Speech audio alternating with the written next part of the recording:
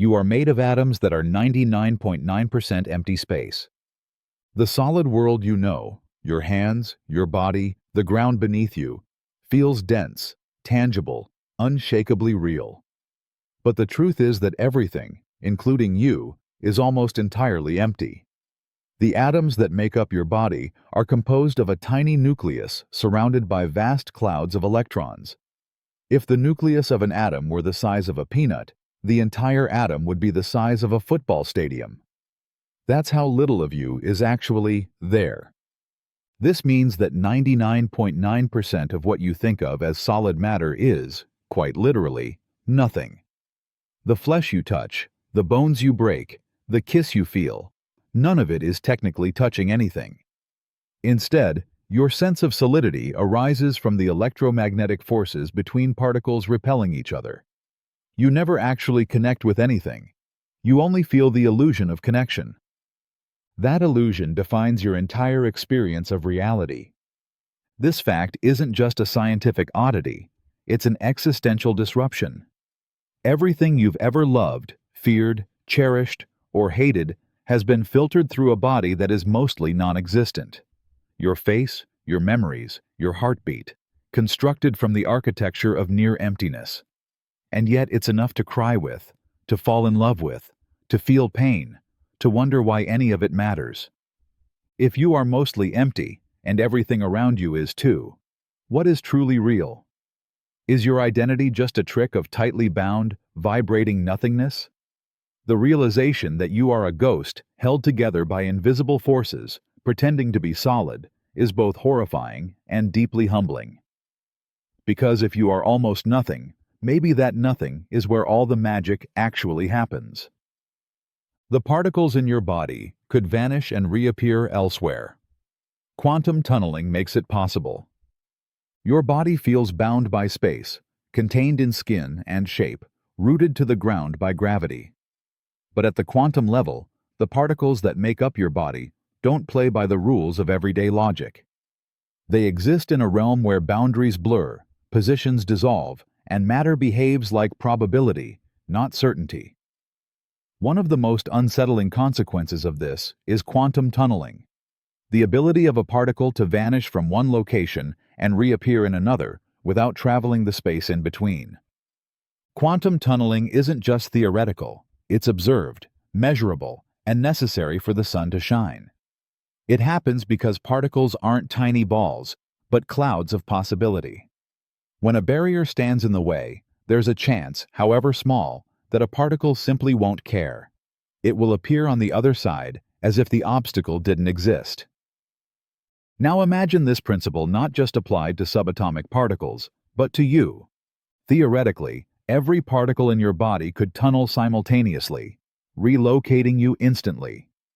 The odds are infinitesimally small, but not zero. This means that there is a mathematical possibility, however absurd, that you could disappear from your bedroom and reappear on Mars. Not because you traveled there, but because the universe permitted a quantum shortcut. You are held together by probability.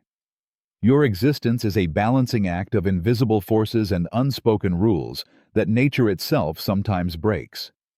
The idea that your particles could betray location, reason, and continuity isn't just a curiosity, it shakes the foundation of identity.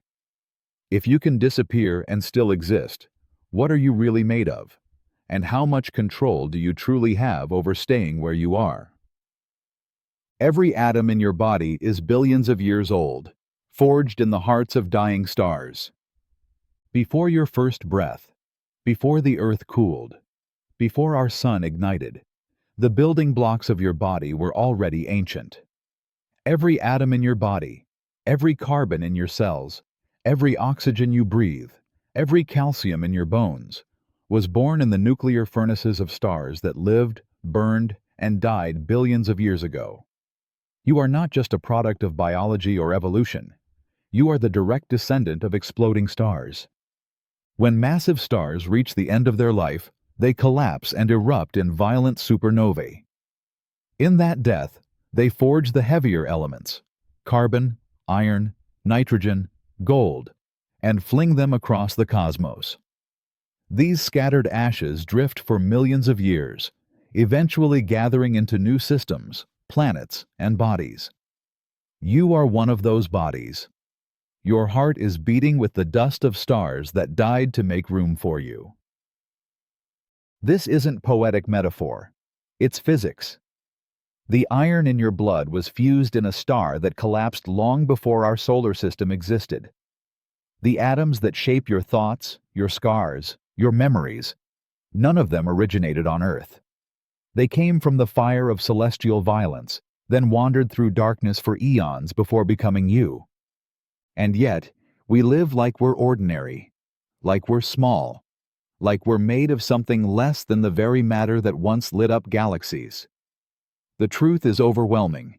You are not just in the universe. The universe is in you.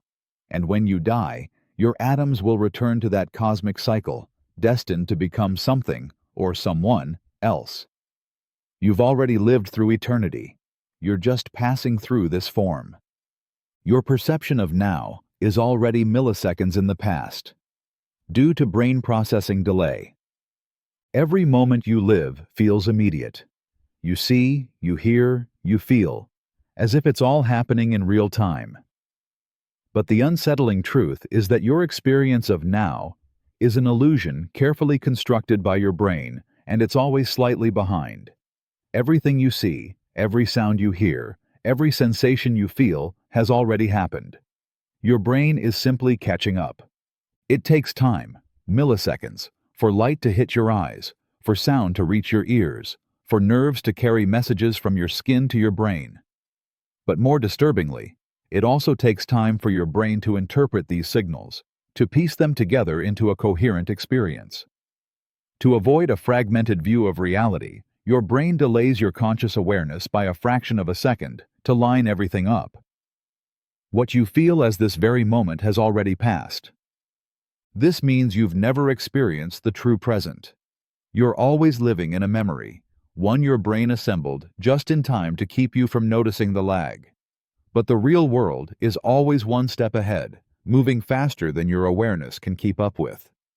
You exist in a bubble of delayed consciousness, watching echoes of reality unfold like a film reel that's already rolling.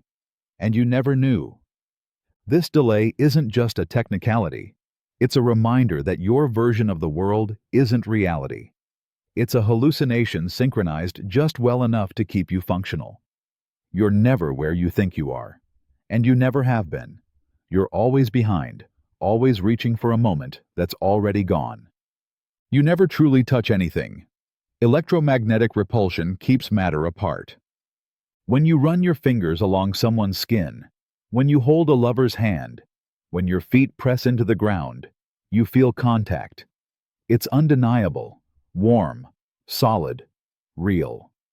But beneath that sensation lies one of the most disorienting truths in physics. You never actually touch anything. Not ever. Not once in your entire life.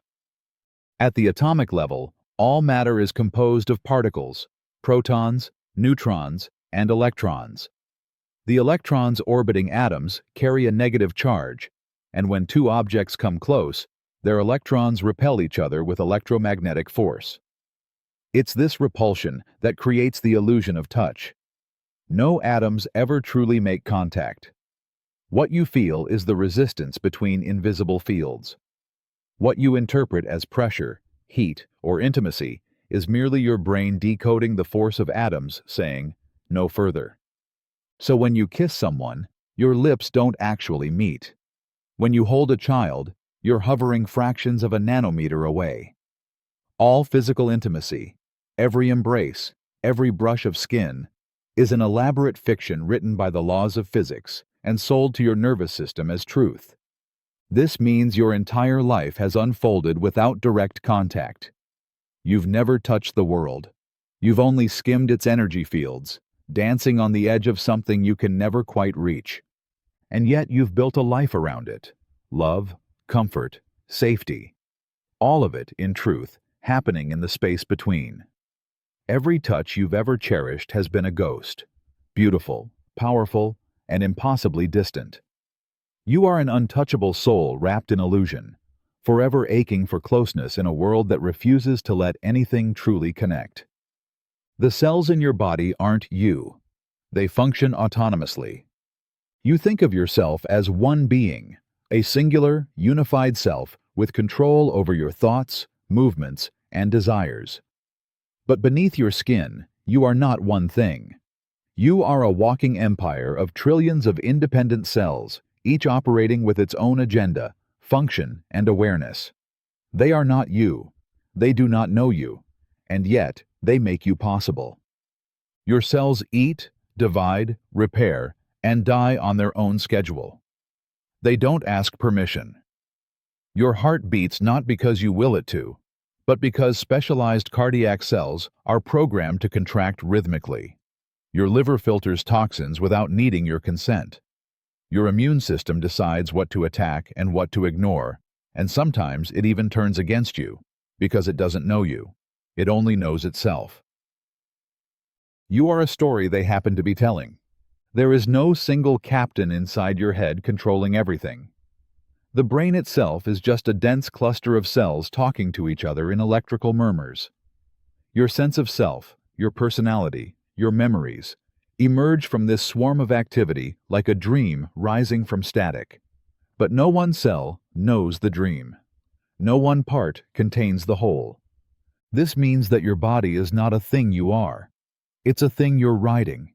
You're a consciousness drifting inside a biological machine that runs itself. And if the parts ever stop cooperating, you fall apart, literally and existentially. You're not the master of your body. You're a passenger. One voice among trillions, whispering in a chorus that never asked for your name.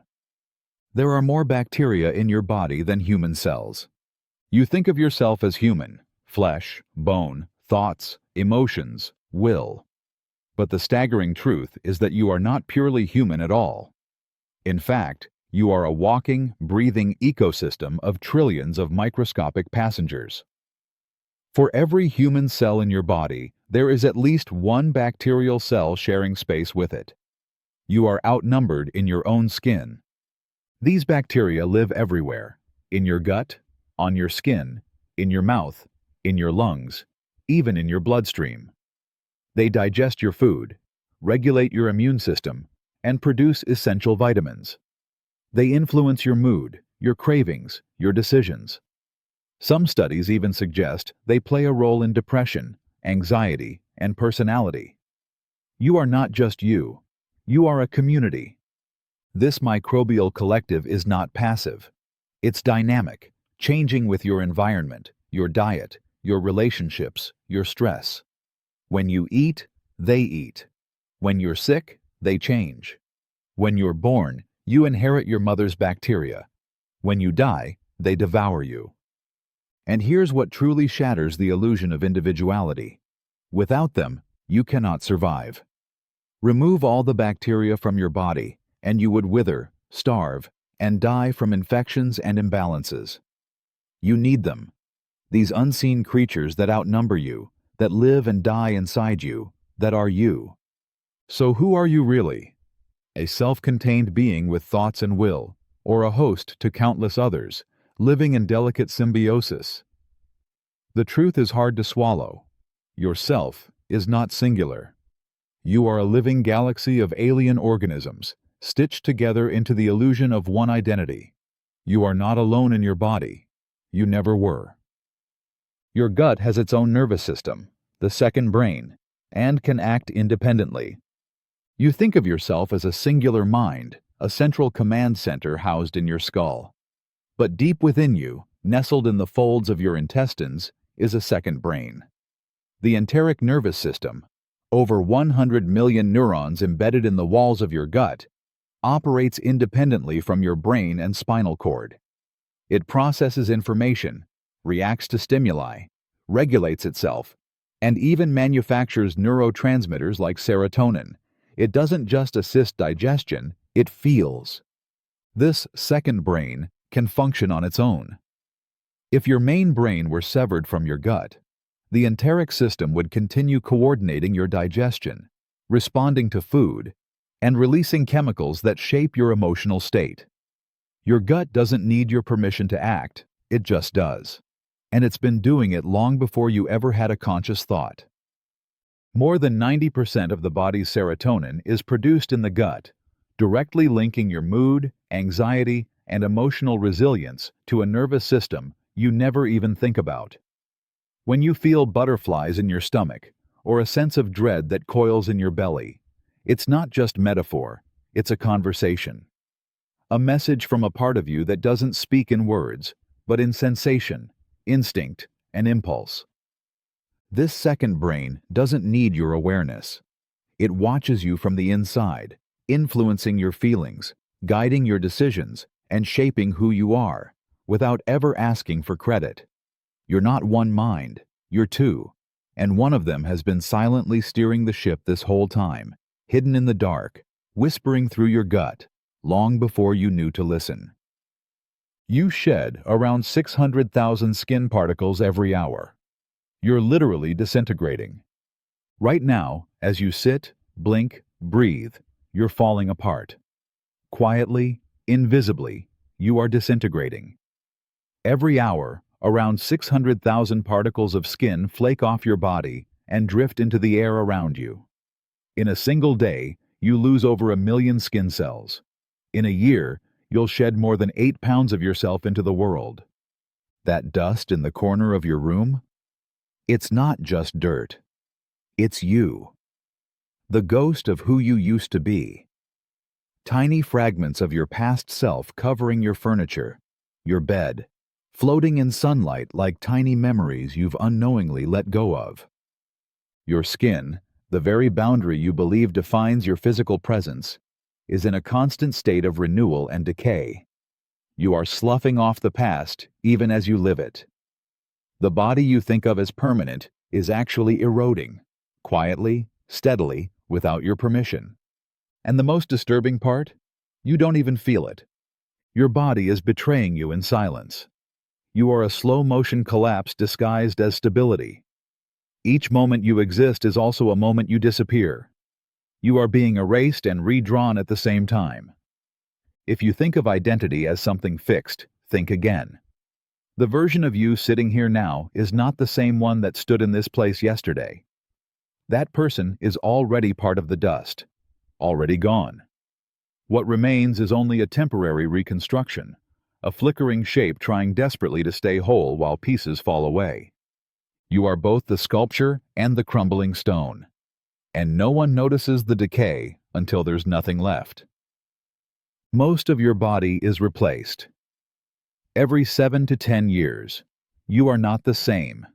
You carry your past like it's carved in stone, your scars, your memories, your name. But your body is a ship with a silent crew, dismantling and rebuilding you piece by piece, day after day, year after year. Most of the cells that made you a decade ago are gone, dead, shed, replaced. The skin you touch, the bones you walk on, the blood that rushes through your veins. All of it is constantly turning over. In roughly 7 to 10 years, the overwhelming majority of your cells will have been replaced. Your stomach lining regenerates every few days. Your liver recycles itself within months. Your skeleton, the very structure you think of as permanent, renews itself cell by cell over the span of years. Even parts of your heart, once thought to be fixed forever, slowly regenerate. This means you are not a static being. You are a living memory, a process, a flickering flame pretending to be a solid shape. So what does it mean to say, "This is my body"? What does it mean to believe you are the same person who fell in love, who made that mistake, who swore they'd never forget? If the vessel is always changing, what remains? There is no final version of you, no finished self. You are fluid, evolving even as you sleep, and yet you hold so tightly to the illusion of permanence. You mourn who you were. You fear who you'll become. But the truth is, you've already died and been remade hundreds of times, quietly, invisibly. You are a ghost built of memory, living in a body that refuses to stay. Your brain creates a simulation of the world, not the world itself. You think you're seeing the world. You think you're hearing it, touching it, living in it. But you're not. What you're experiencing isn't the world. It's your brain's best guess at what's out there. Reality, as you perceive it, is not raw truth.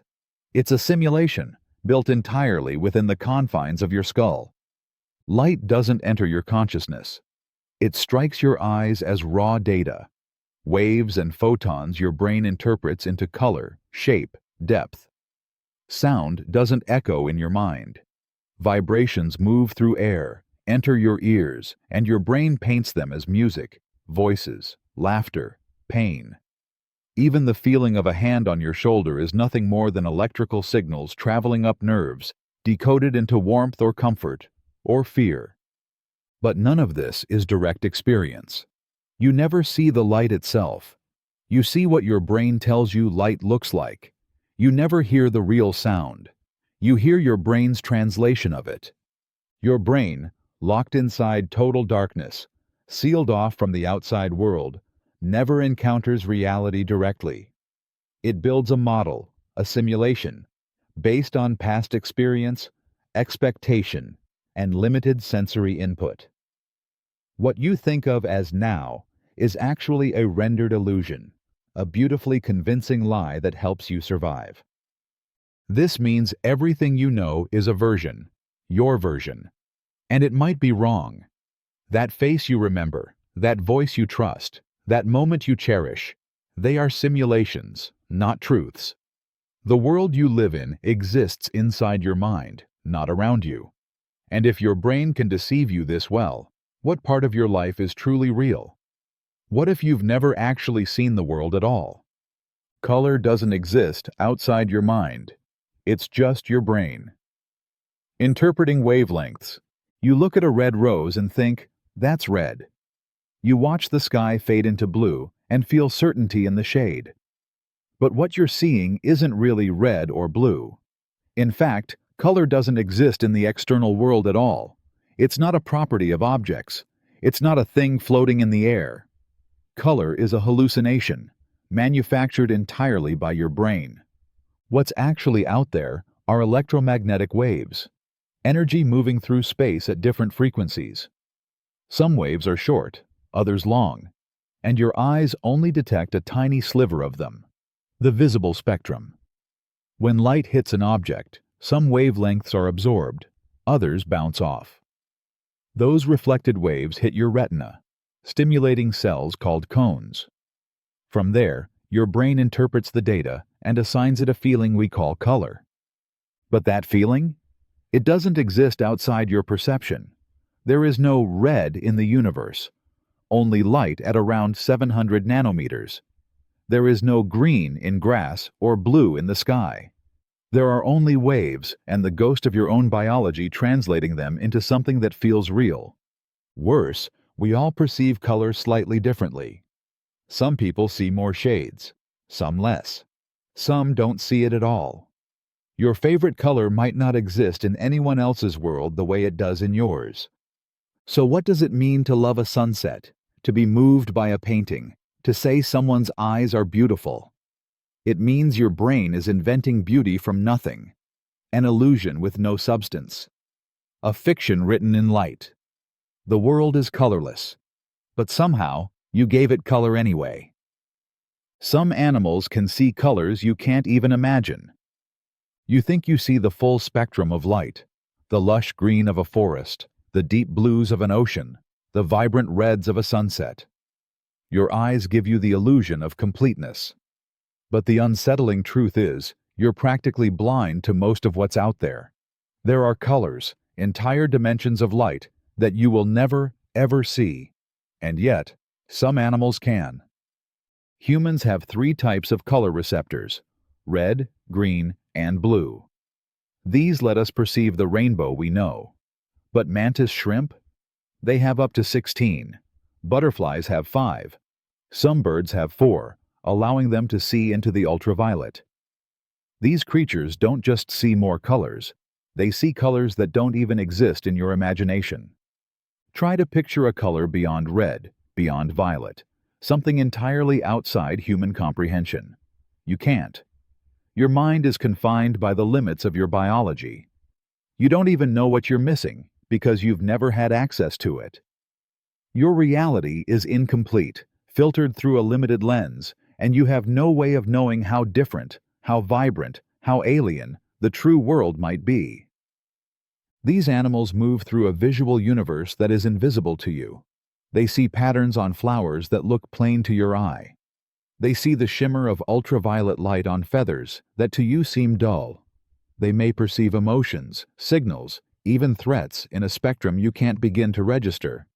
You don't see the world as it is. You see it as your species is allowed to. You exist in a beautifully edited version of reality, and most of it is hidden behind a curtain your eyes can never lift. Time moves slower at your feet than your head. Relativity in action. You think of time as constant, a steady drumbeat ticking away second by second, pulling you forward.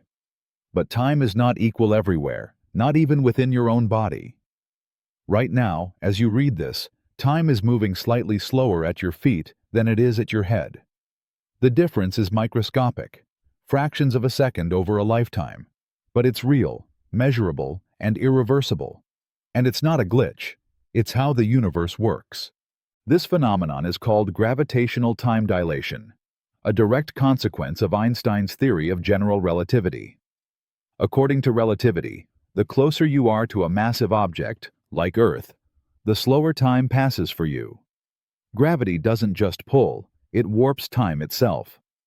Since your feet are closer to Earth's center than your head, they experience a slightly stronger gravitational pull, and therefore, they age more slowly. You are aging unevenly. Your body is experiencing time in gradients, and yet you feel nothing. You live under the illusion that time is universal, that every second is shared equally. But it's not. Not on Earth, not in space, not even in you. The astronaut who spends a year on the International Space Station, orbiting just above Earth, will return younger than their twin on the ground. That's not science fiction. It's already happened. Time is not a universal clock. It's a shape, a texture, a stretchable fabric that bends around mass and motion. So while you stand still, time betrays you in whispers. Your head is rushing forward into the future ever so slightly faster than your feet. You are living a slow-motion paradox. One body, two clocks, and no way to ever feel the difference. Right now, particles from Caesar's last breath are in your lungs. As you inhale this very moment, you're not just drawing in air, you're taking in history, literally. The breath you just took likely contained a few atoms from the final exhale of Julius Caesar as he died on the steps of the Roman Senate. That's not metaphor or myth, it's physics. When Caesar released his last breath, it dispersed into the atmosphere, carried by wind, spread across oceans, mixed into the endless currents of Earth's air. The molecules he exhaled, oxygen, nitrogen, carbon dioxide, didn't disappear. They scattered, bounced, swirled through centuries of storms, fires, forests, and lungs. They became part of the great invisible ocean of air we all share. Because of the sheer number of molecules in each breath and the vast but finite volume of the Earth's atmosphere, it's overwhelmingly likely that with every breath you take, you inhale at least one molecule that once passed through his lungs. And not just Caesar's. You breathe in molecules once breathed by Napoleon, Shakespeare, Genghis Khan, your ancestors, your enemies, the people you've loved and lost. The air around you is not empty. It is crowded with the chemical ghosts of the dead, with particles that passed through moments you can never witness, but that shaped everything you know. Their final gasps, their silent sighs, their cries, all of it still lingers, moving from body to body, generation to generation. You are physically connected to every life that has ever existed. Every breath is communion. Every inhale is history. You are never breathing alone. You could be a Boltzmann brain, a random fluctuation in space with fake memories. Imagine for a moment that you're not who you think you are. Not a person with a past, a body, a life. Imagine instead that you are a single, disembodied consciousness that blinked into existence just moments ago, complete with a fabricated memory of everything you believe has ever happened to you. Your childhood, your name, your body, all of it false, all of it imagined. That is the terrifying possibility of the Boltzmann brain. In physics, the concept arises from the idea of entropy and random fluctuations in a vast, eternal universe. Over an infinite timescale, particles will randomly arrange themselves into all possible configurations, including, incredibly rarely, a fully conscious mind. Not a planet, not a universe, just a brain. A single, isolated observer with a complete illusion of a life it never lived. That could be you. The odds of a universe like ours arising from random chance are staggeringly low. But the odds of a lone, hallucinating brain briefly assembling from chaos are much higher. And if the universe is infinite and time stretches forever, then countless Boltzmann brains would pop into existence. Brief flashes of false awareness, believing they're living real lives while floating alone in a cold, empty void. So how can you be sure you're not one? You can't. Your memories, your relationships, your fears, even this moment, could all be the fleeting dream of a brain that will dissolve back into nothingness before the next breath. No body, no earth. Just thought. Alone. And if that's the case, nothing you've ever believed in was real. Only the ache of wondering if you ever existed at all. You never see the present. Only a slightly delayed version of it. You live under the illusion that your eyes are windows into the present moment. That what you see is what's happening right now. But it isn't. The world you're watching is already gone. By the time you become aware of a moment, it's already slipped into the past. Every second of your life, light enters your eyes and sound enters your ears, but none of it reaches your awareness instantly. It takes time, fractions of a second, for your senses to collect that information, send it to your brain, and for your brain to process it into something coherent. Your neurons fire, your visual cortex interprets, your memory fills in the blanks, and only then do you experience what you think is now. But by then, it's too late. The real now has already moved on. You are always living in the afterimage. To make the illusion of reality seamless, your brain actually delays your awareness, ever so slightly, so it can synchronize everything. Sight, sound, touch, motion. What you perceive as this very moment is a carefully assembled replay, edited by your brain for clarity and cohesion. You are watching life with a time lag, a built-in delay you will never notice because your brain won't let you. And the consequences are quietly terrifying. Every smile you return, every step you take, every decision you think you make in real time, all of it happens just after the fact. You are a fraction behind the universe, always reacting to a moment that no longer exists. You're not in the present, you never were. You're chasing it, and it's always one breath ahead. Your consciousness lags behind your actions by a fraction of a second.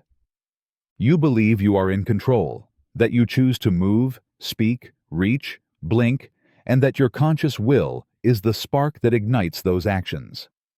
But science tells a far more unsettling story. Your consciousness, the part of you that thinks it's steering the ship, is actually late to the party.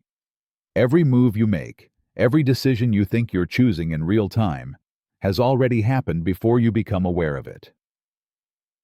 In the 1980s, neuroscientist Benjamin Libet conducted experiments that shook the foundation of free will. He discovered that the brain shows signs of preparing to act hundreds of milliseconds before a person becomes consciously aware of their decision. That means, when you believe you're deciding to lift your hand, your brain has already started the process. You are simply observing the outcome and narrating it as choice. You are a witness to your own body, not its commander. This isn't just about delay, it's about identity. If your body acts before you're aware of the decision, who is really in charge? Are you the driver, or just the commentator trailing behind, rationalizing actions your mind didn't initiate? The illusion is seamless.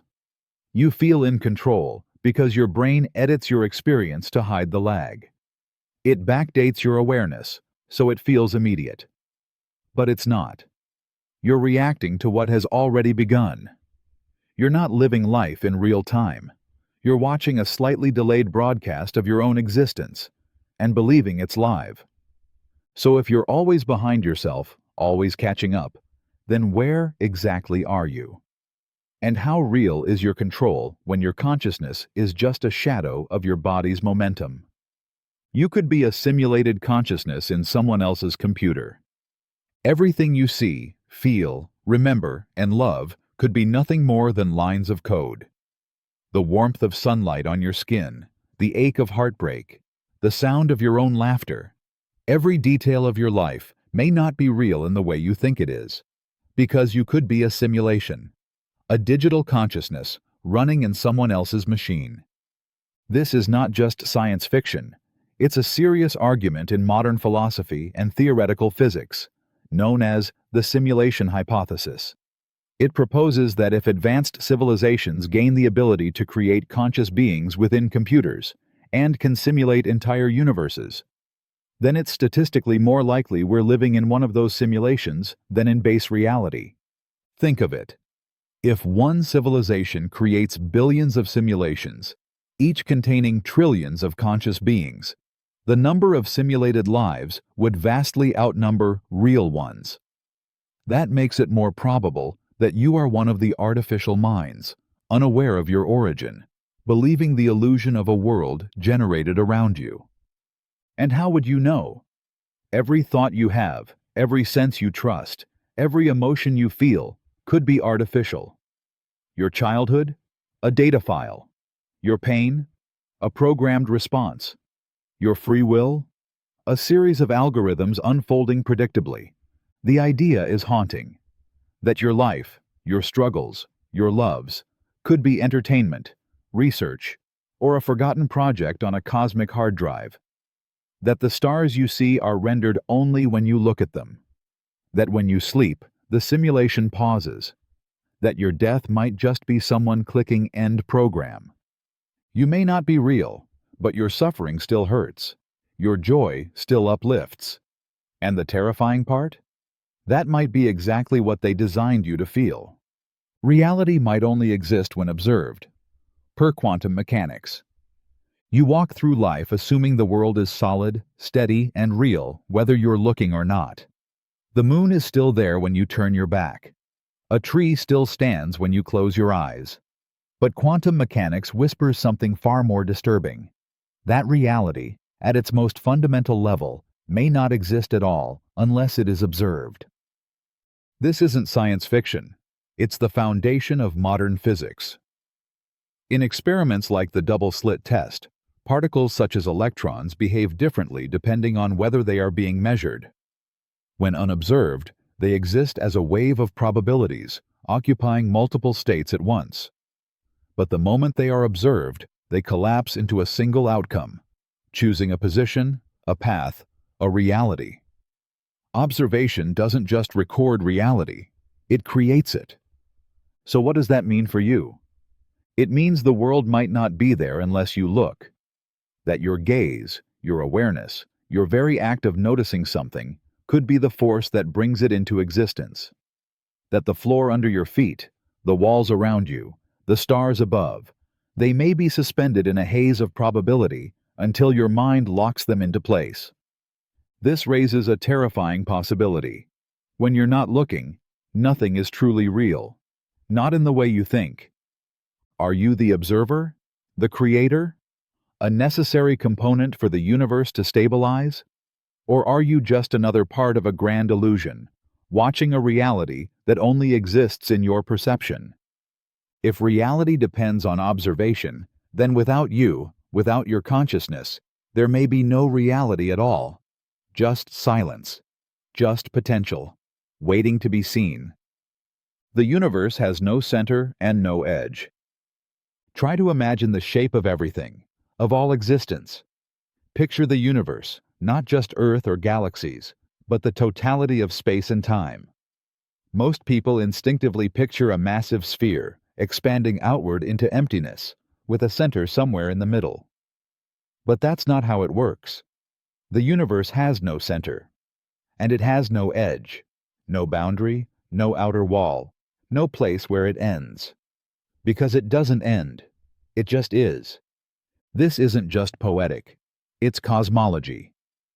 According to general relativity and our best models of space-time, the universe is not expanding into anything. It is expanding from itself. Space itself is stretching, everywhere, all at once. Every point in the universe is the center of its own expansion. That means you are standing at the center. So is every galaxy, every star, every atom. And yet, there is no true center at all. There is no outer edge where you could float beyond the stars and hit a wall or fall into black nothingness. If you traveled in one direction forever, you'd never reach an ending. Space might curve back on itself or continue infinitely. There is no outside to escape to. The universe contains everything, and it is contained by nothing. This defies every instinct you have. You want the world to have borders, beginnings, limits. You want to place yourself somewhere in the grand design. But you are suspended in a reality with no edge to stand on and no center to anchor you. You are floating in the infinite, within a structure too vast and structureless to truly grasp. You are everywhere and nowhere at once. And the map you were taught to trust, up, down, near, far, breaks apart in your hands. There's more universe. Outside the observable universe than inside it. When you look up at the night sky, you're peering into the vastness of space. Stars, galaxies, nebulae stretched across an unfathomable black canvas. It feels infinite. But what you're seeing is only a tiny sliver of what's actually out there, a cage of light, a cosmic prison. The observable universe refers to the portion of the cosmos from which light has had time to reach us since the Big Bang, about 13.8 billion years ago. Light, traveling at a fixed speed, creates a horizon beyond which we cannot see. Not because nothing lies beyond it, but because its light hasn't arrived yet. It's as if you're standing in the middle of a dark plain, holding a lantern. What you see is only the glow that's reached you. The rest remains hidden, not empty, just out of reach. And here's the terrifying part. The universe beyond that observable edge could be infinite. Not billions, but trillions of galaxies. Maybe an endless sprawl of other stars, planets, civilizations, or cold, empty voids. We don't know. We can't know. Light from those regions may never reach us, not even in eternity. Right now, 94 billion light-years of cosmos stretch around you. But it could be a speck in a much larger whole, a bubble in an ocean. You are stranded inside a light-bound sphere, blind to the true size of everything you exist within. You could be living inside a tiny fragment of a vast, eternal structure you will never see. The universe is not only larger than you think, it's larger than you can think. You are trapped inside the visible, but you were born from the invisible. A single teaspoon of neutron star would weigh billions of tons. It's easy to believe the universe saves its strangest rules for things far away, things we'll never touch. But sometimes, the most terrifying truths are the most compact. Take a neutron star, the collapsed core of a massive star, no larger than a city but heavier than our sun. If you could scoop out a single teaspoon of it, just one small ordinary spoonful, it would weigh around 4 billion tons. That's not a typo. 1 teaspoon, barely enough to stir your coffee, would crush skyscrapers, carve craters, and plow straight through Earth like it was made of air. Its density is beyond comprehension. It's matter squeezed so tightly that atoms no longer exist as we know them. Electrons have collapsed into protons, forming an ocean of neutrons packed shoulder to shoulder with a violence no human mind was designed to fathom. This is mass that has defied death. Born in the death throes of a supernova, this material is what's left when a star explodes and gravity refuses to let go. It's the bones of something that once burned brighter than our sun, now silent, dense, and monstrous. The weight of that teaspoon is a whisper from the deep machinery of the cosmos, a reminder that reality is not only stranger than we imagine, but heavier. We walk on a planet of softness and breath, while out there, matter has turned into something so dense, so alien, it could kill a world with the smallest fragment. And yet, that impossibly heavy spoonful exists somewhere in the night sky, spinning quietly, unseen, and perhaps even now, watching us back.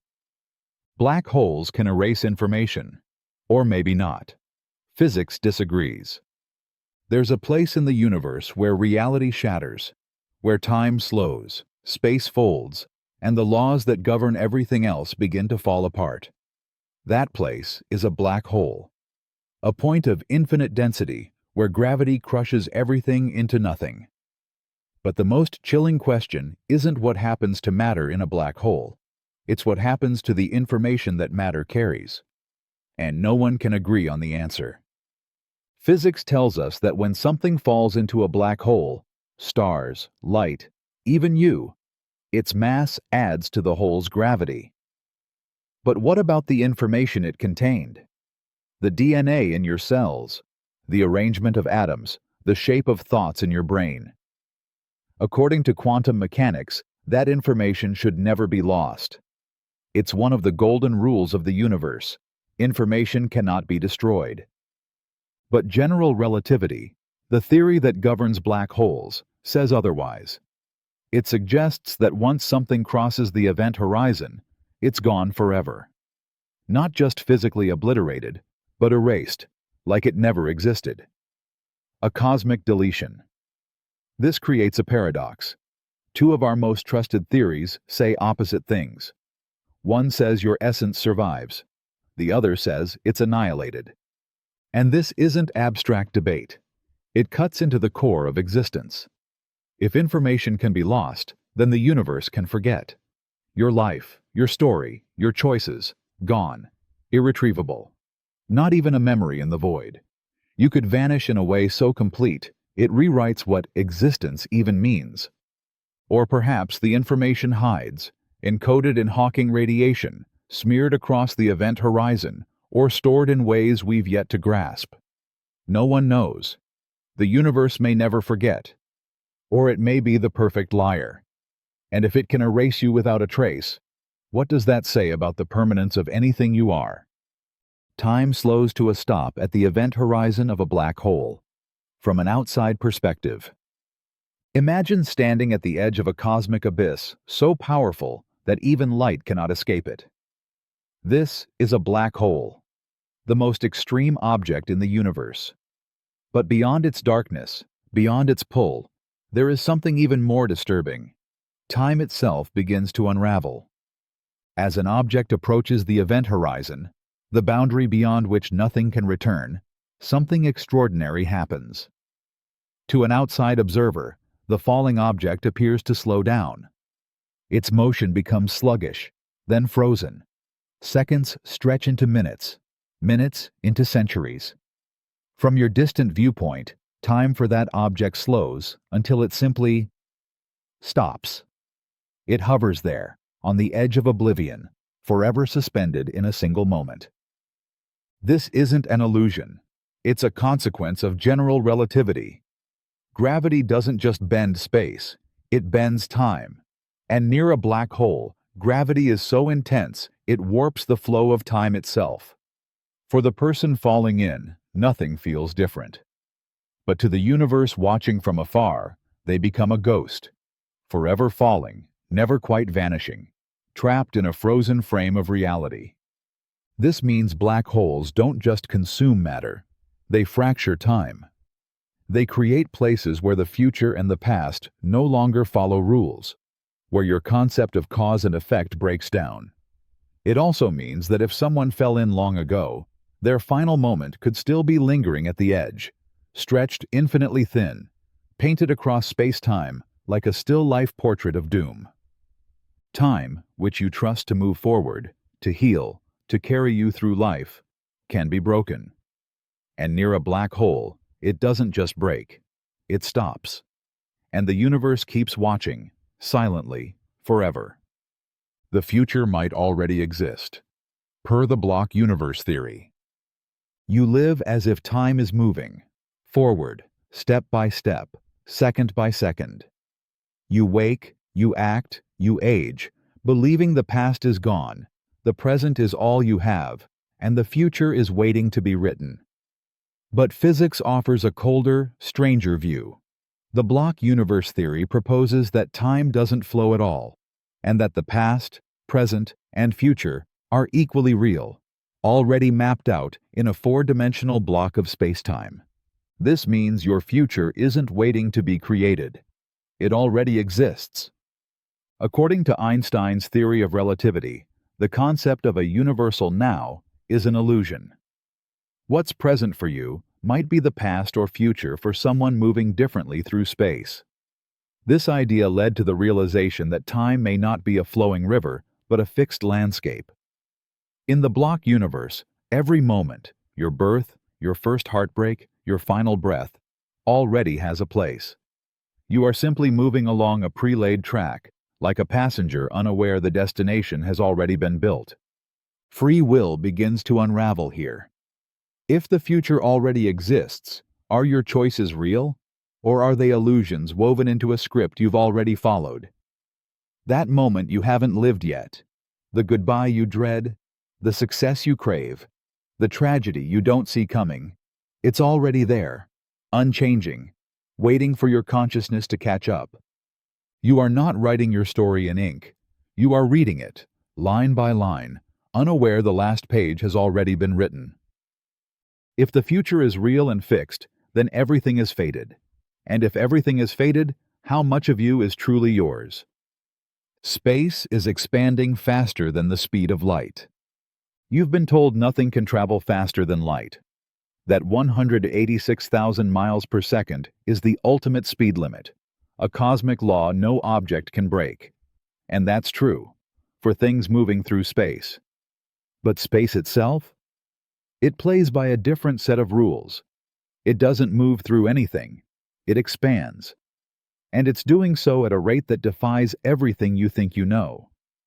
Right now, space is stretching so quickly that distant galaxies are being pulled away from us faster than light can travel. Not because they're moving through space, but because the fabric of the universe between us is growing, faster than light can cross it. There are galaxies whose light will never reach us, not in a billion years, not ever, because space is expanding so violently that the distance between us is growing faster than light can close it. This means there are places in the universe we can never see, never touch, never know existed.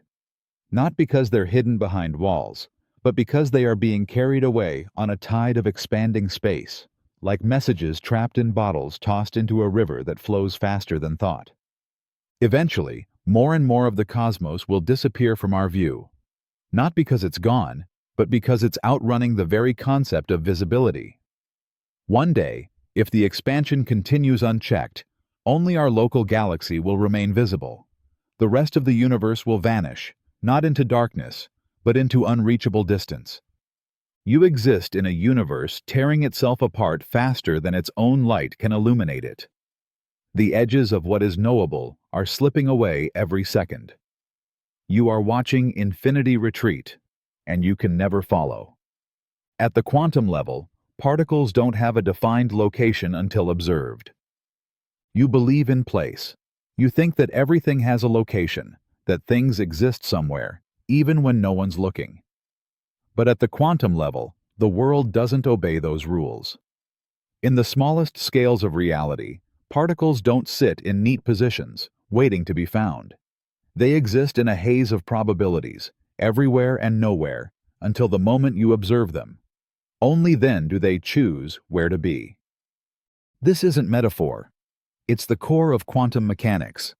An electron orbiting an atom isn't a tiny marble following a track. It's a cloud of possibility, a waveform smeared across space. It doesn't have a specific location. It has a range of potential locations. The moment you measure it, look at it, it collapses. The wave becomes a point.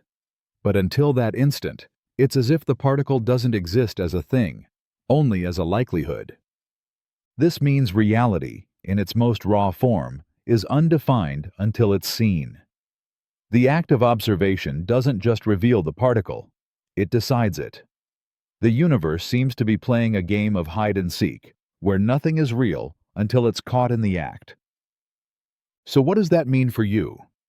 It means that the world you believe is out there, solid, constant, reliable, may be nothing more than a canvas waiting to be painted by awareness. Without an observer, there may be no there. The universe might be built not from matter, but from potential. And your gaze might be what pulls it into being. If that's true, then what is real? And more hauntingly, would anything exist at all if no one was here to look? Parallel universes may exist with infinite versions of you. You feel like a singular being, one consciousness, one life, one story. You make choices, feel their weight, regret or celebrate their outcomes, believing they are shaping the only version of your existence.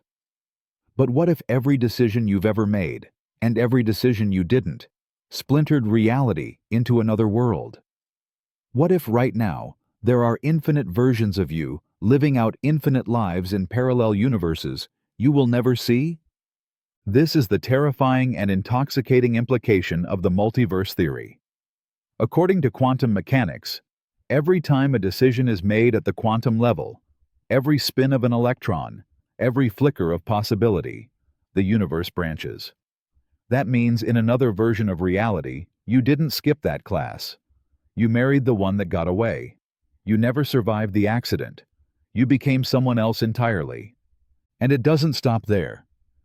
There may be universes where the laws of physics are different. Universes where Earth never formed. Universes where you are not even human.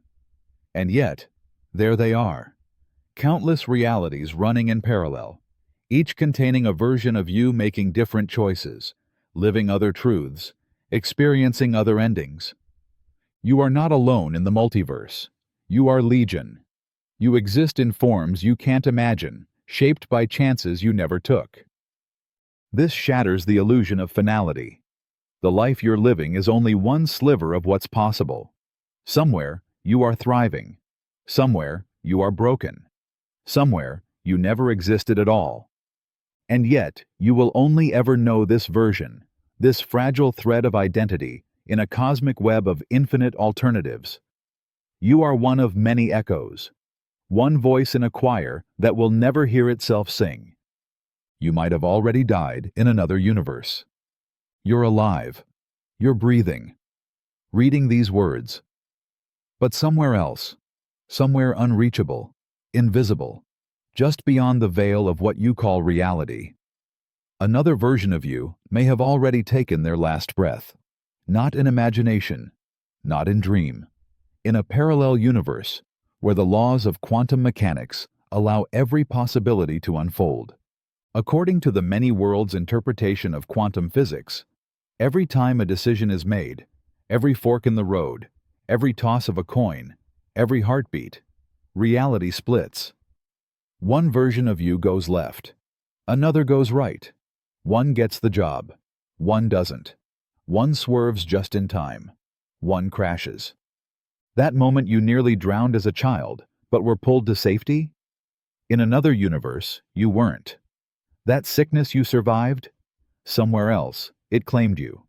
That second you braked too late? There is a world in which it ended differently. And those versions of you, those lives, those deaths, they are just as real as the one you're living now. This means you've already died. Not just once, but countless times, in countless ways, and you will again. While this version of you reads in peace, another has already slipped beneath the waves. Another is taking their final breath in a hospital bed. Another never made it past infancy.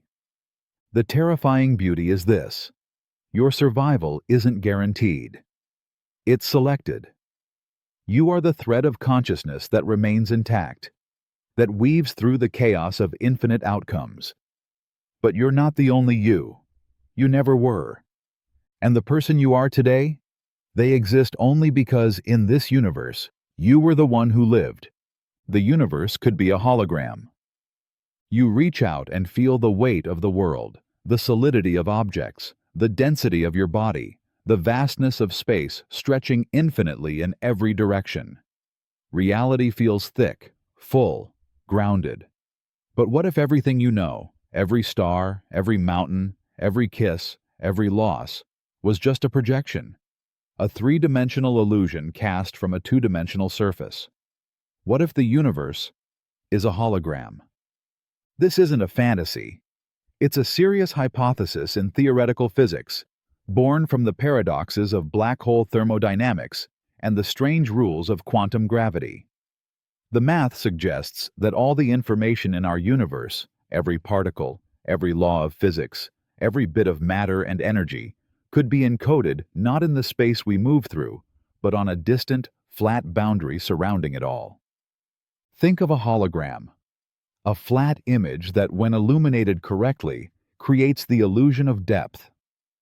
Now imagine that you are the illusion, that the three-dimensional world you live in, with all its complexity and texture, is merely the result of information etched into a faraway surface, a cosmic film projecting your existence from a place you can never reach. If this is true, then everything you've ever known is just information, flickering patterns playing out like light on a screen.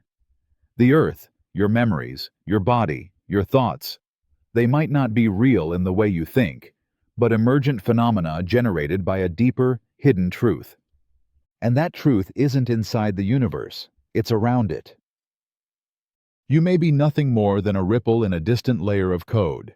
You may be real only in the way a dream feels real, until you wake up.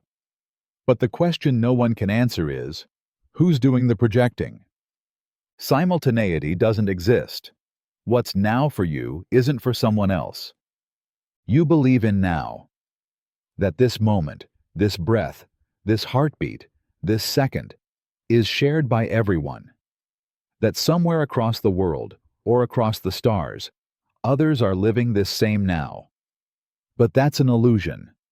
In Einstein's universe, simultaneity, the idea that events happen at the same time for everyone, simply doesn't exist. Time is not universal. It bends, it stretches, it warps depending on how fast you move or how close you are to gravity. Two people moving at different speeds or existing in different gravitational fields will disagree on what happens when. Not just in theory, but in measurement, in truth. If you're standing still on Earth and an astronaut is traveling near the speed of light, your idea of now and theirs diverge. What you consider the present, this moment in which you're reading, blinking, thinking, doesn't align with theirs. For them, your present could be their past, or your future. There is no cosmic clock, no universal moment, just time, fractured and fluid, different for everyone. This means that now is not a fixed point. It's a shifting bubble, unique to your perspective, your motion, your place in the gravitational fabric of space-time. You exist in your own temporal island, surrounded by billions of others, none of them syncing exactly with yours. So when you think of someone thinking of you at the same time, or watching the same stars in the same instant, it's comforting, but false. Their now is not your now. It never was. You are alone in your slice of time, and the world you believe you're sharing, in truth, is already moving ahead, or lagging behind, without you. Electrons can be in multiple places at once. You believe in location. You believe in here and there, in now and later, in cause and effect playing out along a straight line. You believe that things exist in one place at a time, because that's how your world works, how your mind works. But the universe doesn't care about your beliefs. At the quantum level, even the simplest particle, an electron, breaks this rule completely. Electrons don't have fixed positions. They exist in a haze of probability, a cloud of maybes. Until observed, an electron isn't anywhere specific. It's everywhere it's allowed to be. It doesn't move from one point to another. It exists in all possible positions, simultaneously. This isn't metaphor. It's fact, confirmed by the famous double-slit experiment and countless others. When no one's watching, an electron behaves like a wave, interfering with itself, suggesting it pass through multiple places at once. But the moment you try to observe it, to pin it down, it collapses into a single point. As if the universe only decides what is real when you look at it. This means the most fundamental pieces of your body, the electrons buzzing through your cells, your nerves, your thoughts, don't obey the rules of classical reality. They are smeared across possibility.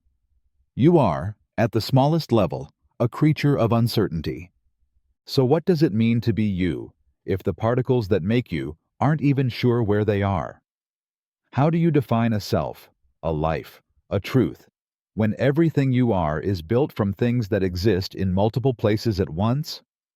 The world you trust is built on particles that defy logic, and yet, somehow, they form the illusion of a stable, solid, singular you.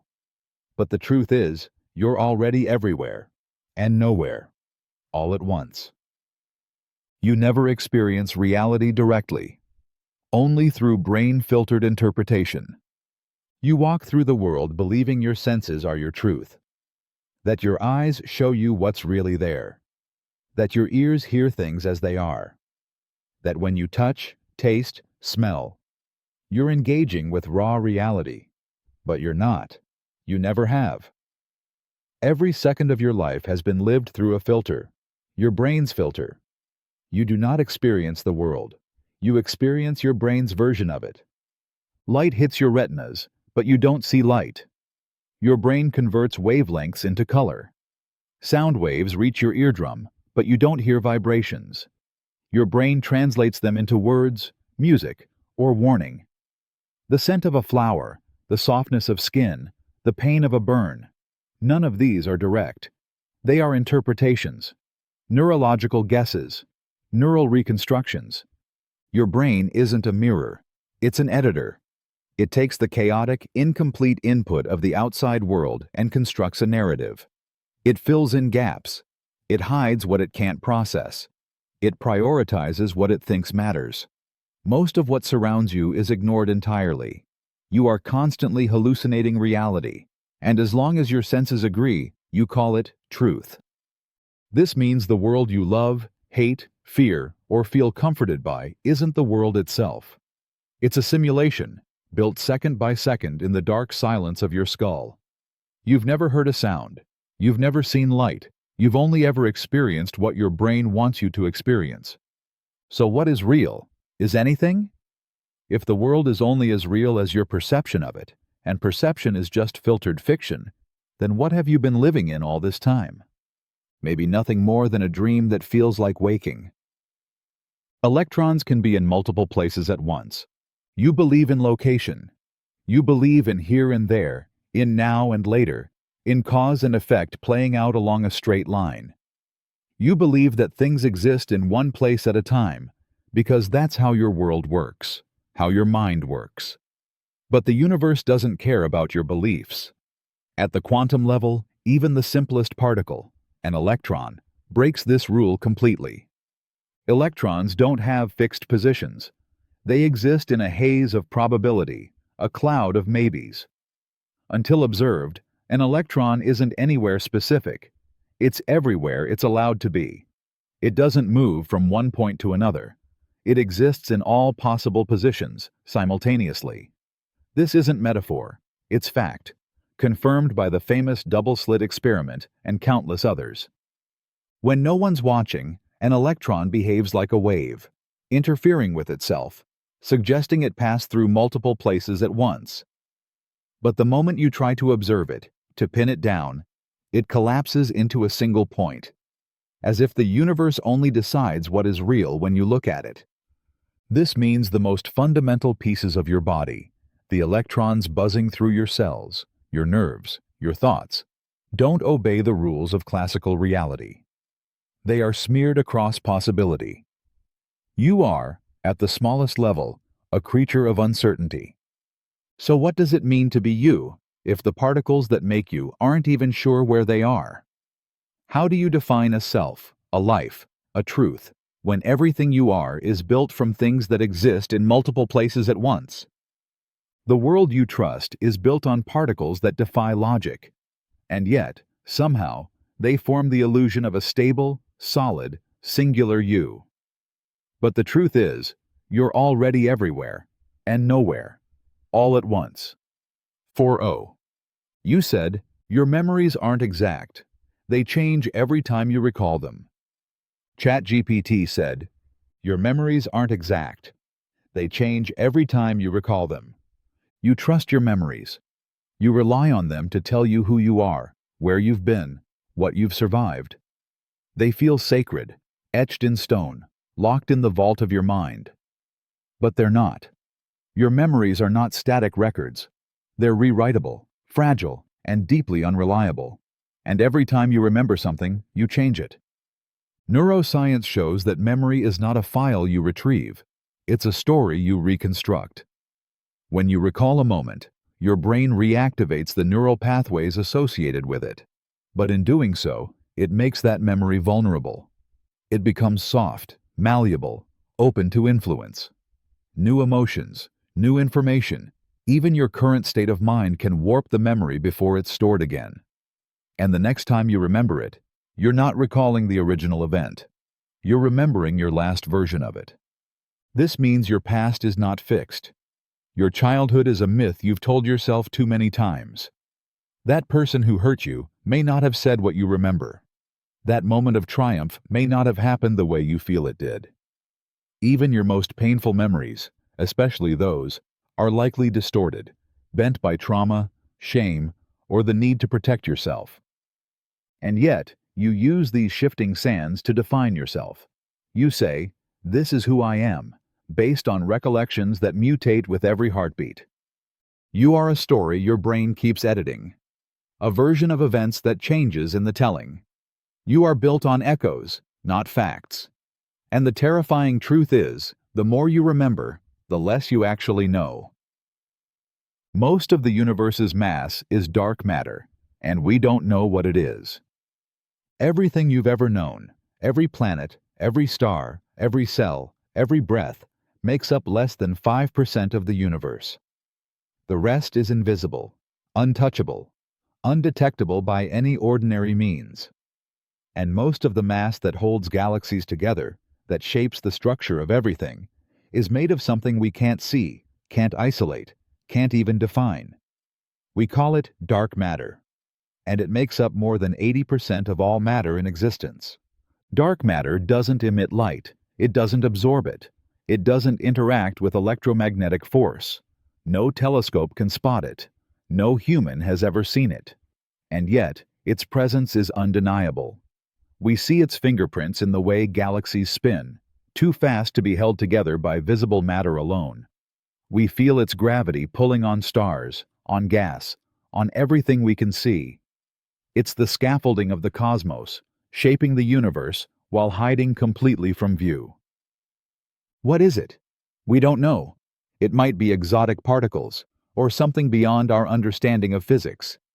It may pass through you right now, as you read these words, without leaving a trace. And the most haunting part? The universe isn't just full of mystery, it is mystery. Most of its mass is an enigma, a vast ocean of the unseen holding up the islands of what we call real. You live your life on a tiny sliver of reality, floating in an endless void of the unknowable. Everything you've ever loved is built on something you don't understand. The foundation of the universe is a ghost, and you are standing on it, never feeling it, never seeing it, but utterly dependent on it to exist at all. Dark energy is accelerating the universe's expansion, and we know even less about it. The universe is not just expanding, it's accelerating. Galaxies are being flung apart faster and faster, as if some invisible force is pushing on the very fabric of space itself. That force is called dark energy, and it makes up nearly 70% of everything that exists. It's everywhere, shaping the fate of the cosmos, and we have no idea what it is. It isn't a substance we can touch or detect directly.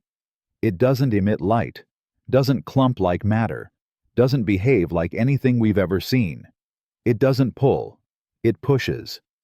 It's the anti-gravity of the universe, tearing galaxies apart, stretching space between stars, and doing it with a calm, silent violence that has no known origin. What's more disturbing is how little we understand it. We discovered it by accident in the 1990s, when astronomers studying distant supernovae realized the universe wasn't slowing down like it should be. It was speeding up. Something was overriding gravity.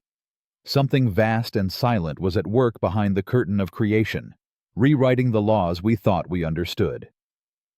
We don't know if dark energy is constant or changing, if it will stay stable, or one day rip the universe apart in a catastrophic unraveling called the Big Rip. We don't know if it's a property of space, a new type of field, or a sign that our entire understanding of physics is incomplete. So here you are, alive in a universe ruled by a force more powerful than gravity, more vast than light, more mysterious than time itself. You are being carried away on a cosmic current whose source is unknowable, whose presence is everywhere, and whose purpose might be nothing at all. You age differently, depending on how fast you move and how close you are to mass. Time feels like the one constant in your life. It ticks forward, moment by moment, dragging you through childhood, through loss, through love, through decay. But time isn't constant. It bends, it warps, and it changes based on where you are and how fast you're moving. You could live an entirely different number of years depending on how close you are to a massive object, or how quickly you're traveling through space. This is time dilation, one of the strangest consequences of Einstein's theory of relativity.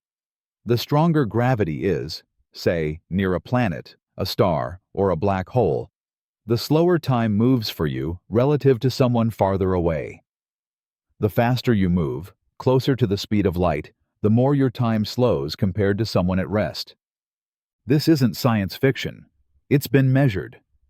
Astronauts who spend extended time on the International Space Station come back to Earth having aged slightly less than the people they left behind. Not by imagination or metaphor, by nanoseconds of actual time lost. And if you hovered near the edge of a black hole for a few hours, centuries could pass for everyone else. This means time is personal. Your seconds are not equal to mine. Your future is not the same as someone else's. You might already be older, or younger, than someone born the same day as you, simply because your path through the gravitational web of the universe has been different. You are not just moving through time, you are bending it, dragging it, changing it, without even knowing. Your heartbeat is shaped by where you are, and your lifetime, that fragile string of memory and breath, is not measured equally for anyone, anywhere. If the sun disappeared, you'd know 8 minutes later. You wake up, sunlight warming your face, unaware that you are clinging to a thread, one stretched across 93 million miles of empty space. Every moment, the sun feeds your world. Its light, its heat, its gravity holding the planets in place. It feels constant, eternal. But if the sun vanished right now, completely and without warning, you wouldn't know. Not at first. For exactly 8 minutes and 20 seconds, everything would seem normal. The sky would still be bright. Birds would still sing. Earth would continue its orbit, unaware that the force anchoring it had disappeared. You would go on living in a world that was already dead, bathed in sunlight that no longer had a source. This delay isn't just haunting, it's physics. Light and gravity both travel at a finite speed, 186,000 miles per second. That's the speed limit of the universe. It takes just over 8 minutes for light to reach Earth from the sun.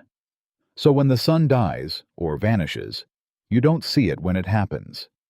You see it when its final message arrives. And then, without warning, the sky would go dark. Not sunset dark, but pitch black. Stars would blink into visibility in the middle of the day. Temperatures would begin to plummet.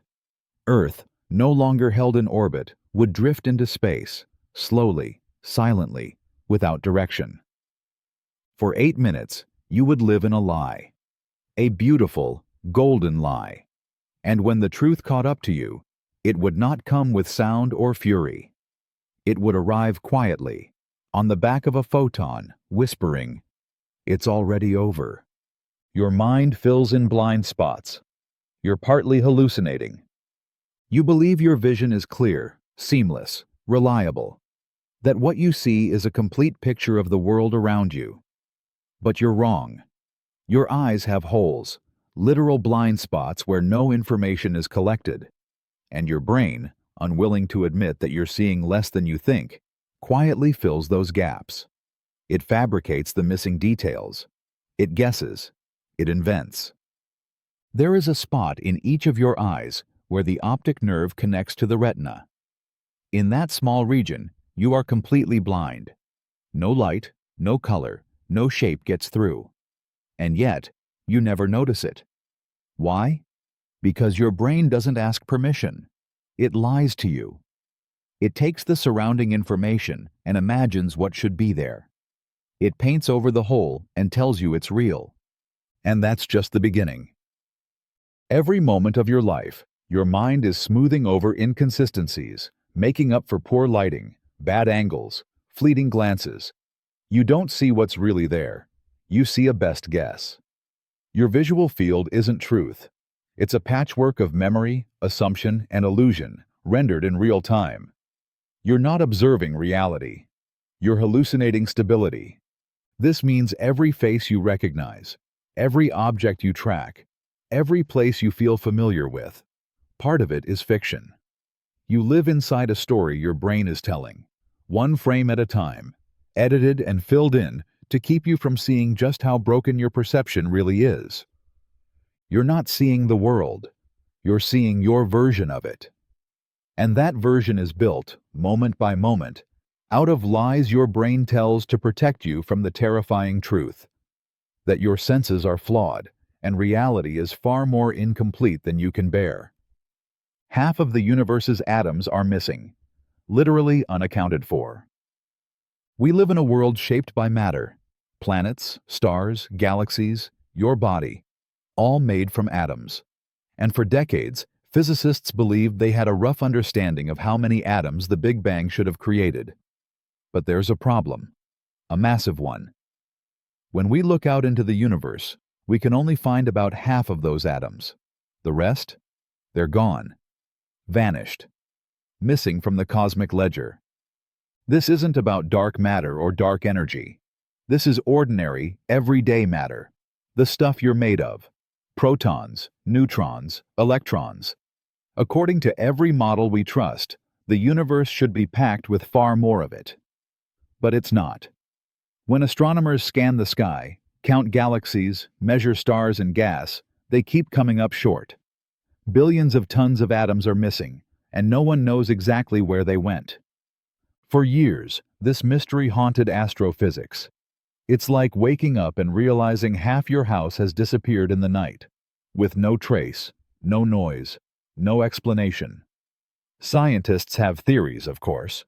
Some suggest the missing matter is hiding in hot, diffuse clouds between galaxies, so thin and spread out that we can't easily detect it. Others believe it's locked in warm plasma threads, stretched across the cosmic web. But even these are guesses built on faint signals and slim data. The truth is, we simply can't account for half of what should exist. So here you are, made of atoms, looking into a universe where atoms themselves are playing hide-and-seek with reality. You are part of a cosmos that lost track of its own ingredients.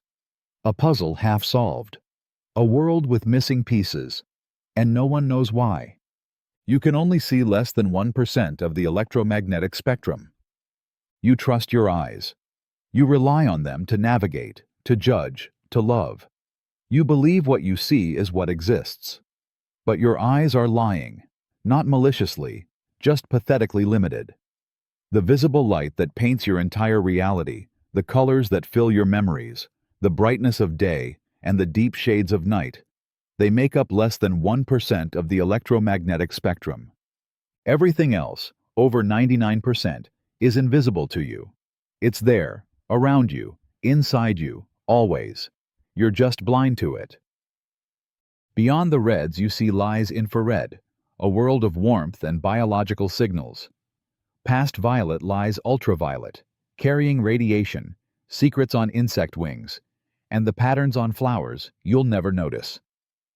There are microwaves pinging through your body, radio waves moving through walls, X-rays exposing bone beneath skin, gamma rays slicing through space with deadly force. But none of it enters your perception. Your eyes can only process a narrow slit of reality. The rest is silent, unseen, unfelt. And still, you think you understand the world. The universe is roaring in frequencies you'll never hear. It's glowing in lights you'll never see. If your senses were instruments, they'd be tuned to a single note in a symphony played across dimensions. You are wandering through life with most of reality hidden from you. Not because it's absent, but because you're unequipped to receive it. The world is far more vibrant, more dangerous, more beautiful than you will ever be able to know. And yet, we call what we see the real world, when in truth, we live inside a keyhole, mistaking the narrow sliver of light that passes through it for everything that ever was. Your brain uses more energy dreaming than awake. You think of sleep as rest, a gentle shutdown, a quiet escape from the noise of the day. Your body lies still, your eyes closed, your breathing soft. But inside your skull, something extraordinary is happening. While you sleep, your brain doesn't rest, it awakens. And during dreams, it becomes more active, more electric, more ravenous for energy than when you're fully conscious. In REM sleep, the stage where vivid dreaming takes place, your brain burns through glucose, oxygen, and neural activity at rates that sometimes exceed its consumption while awake. Blood flow to certain areas spikes. Neurons fire in tangled, unpredictable patterns. Your brain is rewriting reality from scratch, weaving together memory, emotion, sensation, and pure invention into something you feel as if it's real, sometimes more real than life itself. But why? No one fully knows. Some scientists believe dreams help process trauma, solidify memory, or simulate threats to prepare you for survival. Others think dreams are just the chaotic side effects of a mind-cleaning house. But here's what we do know. Your brain doesn't idle when you dream. It devours energy, working feverishly while your body is paralyzed, suspended in a world it created from nothing. This means the most intense, complex, energy-demanding work your brain does may be in a world you forget by morning. A world built of fragments and ghosts. A world no one else can enter, shaped only by you, yet utterly beyond your control. You rest. But your mind does not. It burns brighter in darkness. And every night, behind your closed eyes, you become more alive than you know, only to wake up and forget you were ever there. Most of the cells in your body are not human. You walk through life thinking of yourself as a singular being, one body, one mind, one name. But you are not one. You are a many. Because most of the cells inside you, right now, are not human at all. Your body is home to trillions of microbes, bacteria, archaea, fungi, even viruses. In fact, the number of microbial cells in your body rivals, and may slightly exceed, the number of human cells. For every human cell you carry, there's at least one microbial passenger riding along with it. They live in your gut, your mouth, your skin, your lungs, your eyes. You are not just hosting them. You are dependent on them. They digest your food. They regulate your immune system. They produce essential vitamins and influence your metabolism. They even shape your brain chemistry, affecting mood, memory, decision-making. Some studies suggest your cravings, anxieties, and perhaps even aspects of your personality are being influenced by the needs and signals of these microscopic organisms. You are a walking ecosystem, a colony wrapped in skin, a community of life forms stitched together by biology and illusion. When you say I, you're referring to a complex biological democracy of species, some of which have never even been named. This shatters the idea of individuality. You are not a self-contained human. You are a host. And without your microbial citizens, you would die. So the next time you look in the mirror, understand this. You're looking at a hybrid, a composite, a fragile partnership between what you call you and the unseen multitudes that make your existence possible. You are not alone in your body. You never were. Your body has trillions of viruses living in it. Some might be part of your genome. You think of viruses as invaders, unwelcome guests that bring disease, fear, and death. And sometimes they are. But here's a truth most people never learn. Your body is home to trillions of viruses right now. Not an infection, not an illness, just your normal state of being. You are not virus-free. You are virus-built. These microscopic entities live in your gut, your lungs, your skin, your blood. They're called the virome, and they outnumber even the bacteria in your body. Most don't hurt you. In fact, many may help you, regulating your immune system, controlling harmful microbes, even influencing how your body processes food. You are not a fortress resisting invasion. You are an ecosystem, teeming with viral life. But it goes deeper. Some viruses didn't just pass through you, they became part of you. Over millions of years, viruses have inserted their genetic material into the DNA of our ancestors, and that viral code got passed down. Now, 8% of the human genome, nearly a tenth of what makes you human, is made of ancient, broken remnants of viruses that once infected your evolutionary lineage. Think about that. The building blocks of your identity, your emotions, your consciousness, may contain sequences written by something that wasn't even alive in the traditional sense. You are a hybrid of human and virus. You are a story told not just in blood and bone, but in infection, mutation, survival. You're not alone in your body. You never have been. And the line between you and the things that live inside you is far blurrier than you were ever taught to believe. The moon is slowly moving away from Earth. Every night, you look up and see the moon, still, steady, familiar. It has watched over lovers, lit battlefields, inspired poets, and pulled the tides for billions of years. It feels eternal, unmoving. But it isn't. The moon is leaving us. Slowly, silently, it drifts away, about 3.8 centimeters farther from Earth every year. It has been doing this since long before humanity existed. It will continue long after we're gone. The force behind this quiet separation is tidal friction.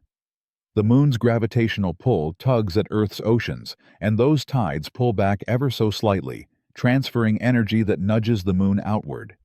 Bit by bit, it escapes us. That means the moon once looked bigger in the sky, brighter, closer. In ancient eons, it loomed large enough to make solar eclipses more frequent and dramatic. One day, it will be too far for perfect eclipses to happen at all. The last total solar eclipse will come and go, and no one will even realize it's the final one until it's gone forever. The moon's departure will also affect time itself. Earth's rotation is slowing because of those same tidal forces. Days are getting longer, by milliseconds per century. In the distant future, Earth and the moon will become tidally locked, showing each other the same face forever, frozen in a slow, gravitational waltz. You live in a rare window of cosmic history, a brief era where the moon is close enough to enchant us, to move oceans, to spark myths. But it is slipping away, inch by inch. And though it happens in silence, with no sound or pain, the Earth is losing its oldest companion. And you never even noticed, You are closer to people across the globe than you are to Earth's core. When you think of far away, you picture distant cities, oceans, strangers on the other side of the planet. You imagine that the person walking the streets of Tokyo or the child playing in the fields of Kenya is unimaginably far from where you are now. But the truth is quietly staggering. You are physically closer to those people than you are to the center of the earth beneath your feet. Right now, you're standing on a thin crust, just a sliver atop a massive sphere.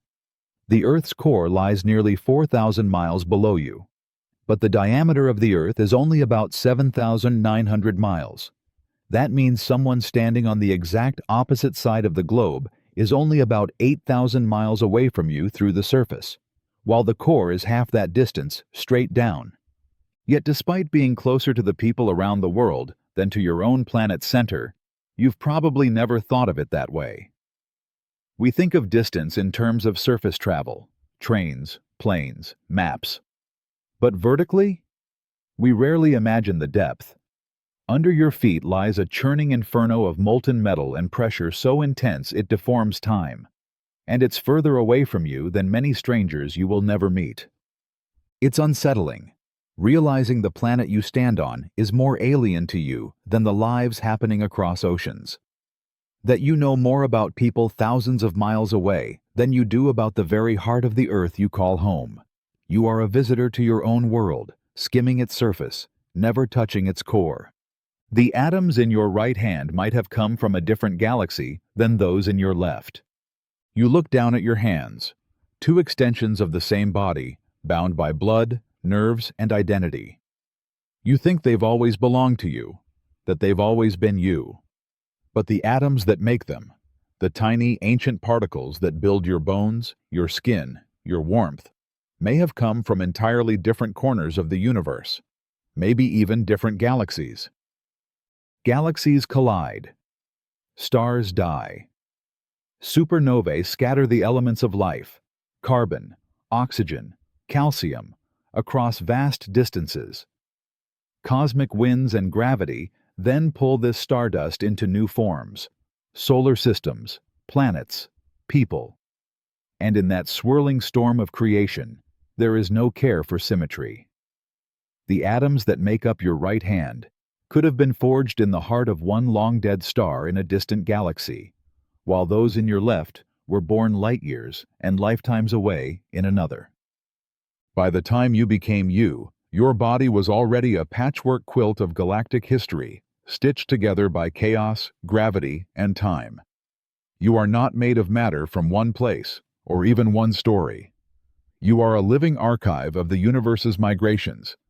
This means you're not just from Earth.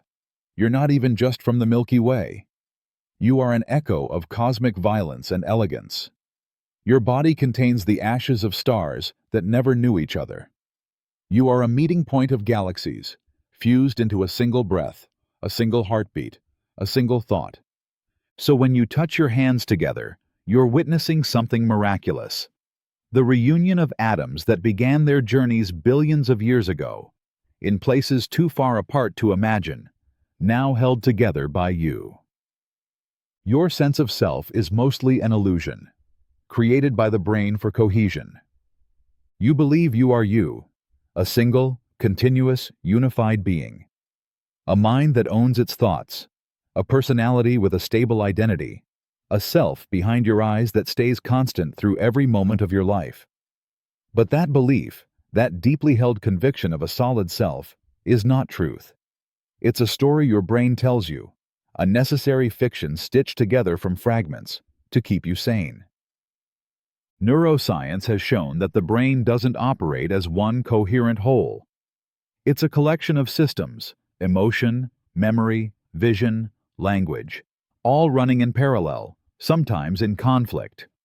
What you think of as you is really a collage of competing voices and unconscious processes. And yet, somehow, your brain smooths that chaos into a singular narrative. It edits out contradictions, blurs the gaps, fills in the blanks, and tells you, this is who you are. But the illusion shatters under close inspection. Trauma can fracture the self. Brain injury can erase identity. Even something as simple as fatigue or medication can alter your personality.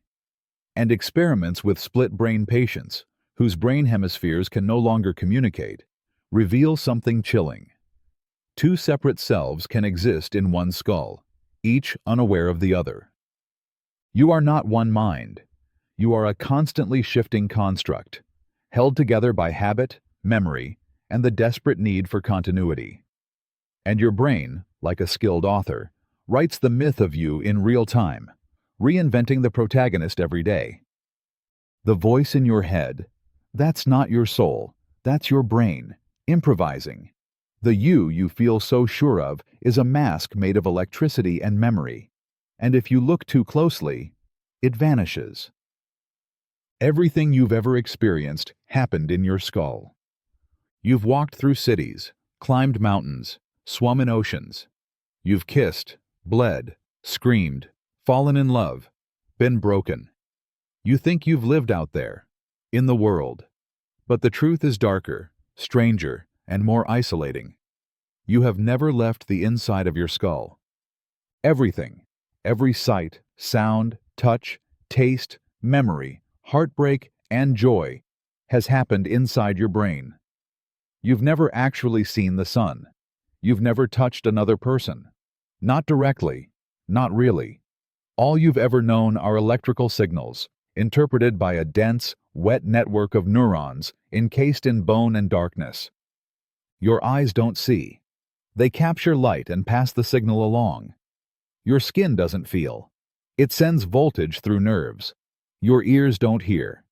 They convert vibration into data. And your brain, sealed away in total silence and pitch black, translates these meaningless signals into a world, a simulation of reality that feels seamless, vivid, and true. But it's just that, a simulation. Constructed, filtered, inferred. Your brain doesn't show you the world as it is. It shows you what it thinks the world is, what it needs you to see to survive, what it predicts will come next. You are a mind trapped in a skull, watching a movie your brain produces in real time, stitched together from clues, guesses, and memory. That sunrise you loved? Never happened. Not directly. It was a light pattern, coded and shaped into beauty by your mind. So when you cry, laugh, feel terror, or fall into awe, it's not because the world is happening to you. It's because your brain is happening inside you. The entire universe you've known has only ever existed in your head, and nowhere else. The past, present, and future may all coexist, per some physics interpretations. You live your life inside a timeline, a straight, unbroken line that moves forward, always forward. You wake, act, age, and die under the quiet tyranny of now. The past is gone, the future is unwritten, and the present is all you truly have. At least, that's what it feels like. But physics tells a stranger story, one that quietly shatters everything you believe about time. According to the block universe theory, supported by certain interpretations of Einstein's theory of relativity, time doesn't flow. It exists. All of it. Past, present, and future are equally real, laid out like pages in a book. You are not moving through time. You are frozen in a slice of it, while every moment that has ever been or ever will be exists simultaneously, eternally, unchanging. That means the moment of your birth is still there, happening. Your first heartbreak, your greatest joy, the last breath you will ever take. They're all still there, fixed in space-time, as real and complete as this very second. You just can't reach them, because your consciousness is locked in one frame, flipping through the illusion of now like a projector sliding across film. You aren't traveling through time. Time is holding you in place. This raises unbearable questions. If your future already exists, are your choices truly free? If your past is still real, are your regrets irreversible? If nothing ever truly disappears, where is now? You think you're moving through time, but maybe time is already complete. and you are just a ghost passing through your own story, one eternal moment at a time. You were once a single cell that contained a complete human blueprint. Before your first word, your first breath, your first thought, before you had eyes or a name or a heartbeat, you were a single, microscopic cell. 1. Barely visible. A sphere smaller than a grain of salt. And inside that cell was everything. The color of your eyes, the sound of your voice, the curve of your spine, the memories you'd one day make, the scars you'd carry, the diseases you might fight. It was all there, coded, silent, waiting. That one cell held the full blueprint of a human being. You. Not a sketch or a rough draft, but a complete, living instruction manual for building a body, wiring a brain, and igniting a conscious mind. It knew how to divide, how to specialize, how to create bone and blood and thought. It contained the power to unfold into something with lungs, laughter, pain, desire, grief, love. You came from that. One cell, one miracle. And that miracle wasn't just a moment, it was a storm. From 1 to 2, 2 to 4, 4 to billions. An explosion of self. And somehow, amidst all that chaos, the instructions held true. Your hands formed. Your heart began to beat. Your brain started to dream. That single cell, half from your mother, half from your father, had never existed before in the history of the universe. And it never will again. It was uniquely you. And in it was written everything you would become. You were once that small, that simple, that infinitely powerful. A cosmic whisper, unfolding into a life that would never be repeated. And you didn't even need to try. You just became. There may be more possible chess games than atoms in the universe. You look at a chessboard, 64 squares, 32 pieces, and it seems simple, almost quaint. A small battlefield with strict rules, a game of strategy and discipline. But what unfolds on that board isn't just competition, it's chaos, possibility, a mathematical explosion so vast it makes the physical universe look small by comparison. Physicists estimate there are around 1080 atoms in the observable universe. That's an unimaginable number, 10 followed by 80 zeros. And yet, the number of possible, legal chess games is estimated to exceed 120. That means there are more potential ways for a chess match to unfold than there are atoms that make up stars, galaxies, planets, people, air, and light combined. This isn't just trivia. It's a staggering truth about complexity. From a finite set of rules, infinite seeming variation can emerge. Within the confined geometry of the board lies a universe of decisions, each branching off into new futures.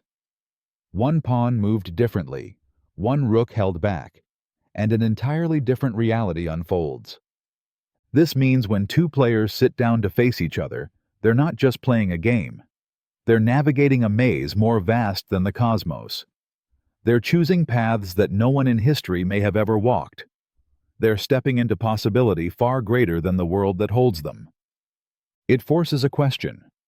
If such incomprehensible complexity can emerge from something as contained as a chessboard, what does that say about your life? Your choices? Your mind? Perhaps the real infinity isn't out there in the stars. Perhaps it's hiding in plain sight, waiting inside the simple things, asking to be seen. Dreams can simulate sensory reality, indistinguishably from waking life. You wake up, heart racing, breath caught, the feeling of falling still clinging to your skin. Or maybe you remember the way someone smiled at you, the heat of their touch, the sound of their voice echoing in a place that doesn't exist. And for a few disorienting seconds, you can't tell if it really happened. That's because your brain, while you sleep, can create reality. A reality so vivid, so convincing, that it fools the only mind you have. In dreams, your brain simulates sight, sound, pain, taste, movement, every sensory detail you rely on to confirm you're alive. and it does so with no external input. There is no light hitting your eyes, no sound in the room, no air brushing your skin. Your brain creates it all, from nothing. And while you're inside that dream, it feels real. Neurologically, dreaming activates many of the same areas as waking life. The visual cortex lights up. The emotional centers fire. Your brain constructs entire environments, characters, stories. You can feel grief, rage, love, awe, all without ever leaving the safety of your bed. And sometimes, you don't realize it was just a dream until you're already awake. If then. This means your sense of reality, what you trust to be true, can be perfectly forged by your own mind.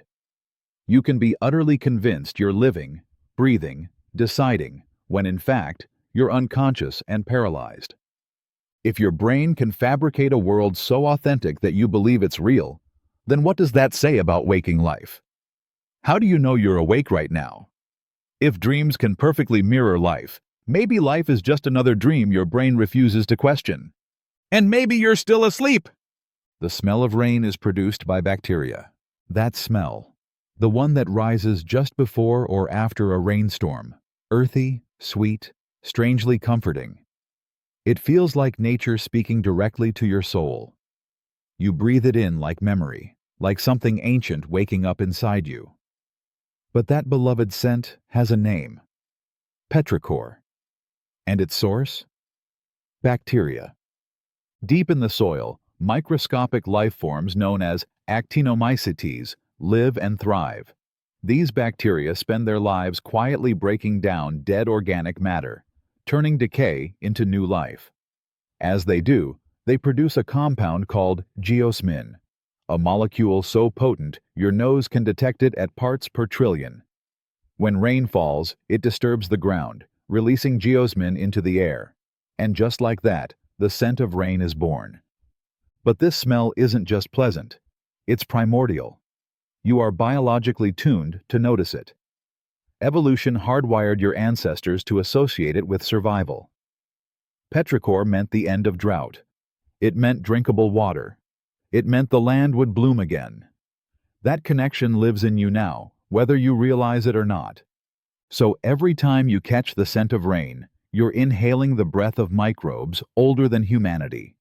You're sensing the output of invisible life, toiling beneath your feet, shaping the world from below. You're responding to a signal whispered through evolution, through soil, through time. That smell is not just weather. It's life, decay, and rebirth in molecular form. And without bacteria, those unseen workers you'll never meet, rain would fall in silence. The earth would stay quiet. And the scent you've always loved would never exist. Every human shares 99.9% of their DNA. Look around. See the differences: skin tones, voices, languages, beliefs. The world feels divided by borders and bloodlines, by culture and conflict. We obsess over what separates us. We cling to what makes us unique. But at our core, beneath skin and history and hurt, we are nearly identical. Every human being shares 99.9% of their DNA with every other human on Earth. The code that makes you you, your eyes, your heart, your thoughts, is almost the exact same as the code in someone you'll never meet, who speaks a language you'll never understand, who lives in a place you've never seen. The genetic blueprint that built you also built them. And the differences we fight over? They live in a mere 0.1% of that code, a microscopic sliver of variation. That tiny margin creates the illusion of distance. But biology says otherwise. Your DNA doesn't know race. It doesn't recognize flags. It doesn't register hatred or fear. It just copies itself, over and over, through generations, through time, endlessly loyal to the species it's trying to keep alive. This truth is unsettling and beautiful, because it means the person you hate, fear, love, or mourn is not a stranger. They're your mirror, written in the same language of life, only slightly edited. The child across the ocean, the enemy you've never met, the ancestor you've forgotten. You are them, and they are you. You are not alone in your body. You are not alone in your story. You are a variation in a family that stretches across continents and centuries. And the line that divides you from anyone else? It's written in less than 1%. Most of your DNA doesn't code for anything. It's junk DNA. You are told your DNA is a blueprint, a precise, elegant code that builds you, molecule by molecule. You imagine it as a divine instruction manual, written in the language of life. But when scientists cracked the human genome, they found something deeply unsettling. Only about 1 to 2% of your DNA actually codes for proteins. The rest, over 98%, doesn't seem to do anything. It's been called junk. This means the vast majority of what makes you genetically you is filled with sequences that don't build cells, don't guide functions, and don't serve any obvious purpose. Long stretches of your genome are littered with repetitive loops, broken genes, viral leftovers, and ancient fragments from evolutionary paths long abandoned. Some of it comes from long-dead viruses that infected your ancestors and left their scars in your code. Other parts seem like static, genetic noise. And yet, you carry it all. Every cell in your body holds this vast archive of forgotten code, like a library of obsolete instructions, ghost memories, and abandoned architecture. You are a cathedral with rooms that have been locked for millions of years. But maybe junk is the wrong word. Maybe we just don't understand it yet. Some of these mysterious regions may regulate when and how genes turn on. Others may hold clues to your adaptability, your susceptibility to disease, or the unique fingerprints of your ancestral story. Still, the haunting truth remains. The majority of your genome is not a script, but silence. You are built not only from knowledge, but from mystery. And the code that made you, like so much of the universe, is full of questions no one can yet answer. The majority of the universe is made of stuff we can't observe. You wake up each day believing in what you see. The sun rises, the sky shifts. You walk through rooms, touch hands, navigate cities built of matter. Tangible, visible, real. But the staggering, unsettling truth is this. Almost everything in the universe is invisible. Unknown.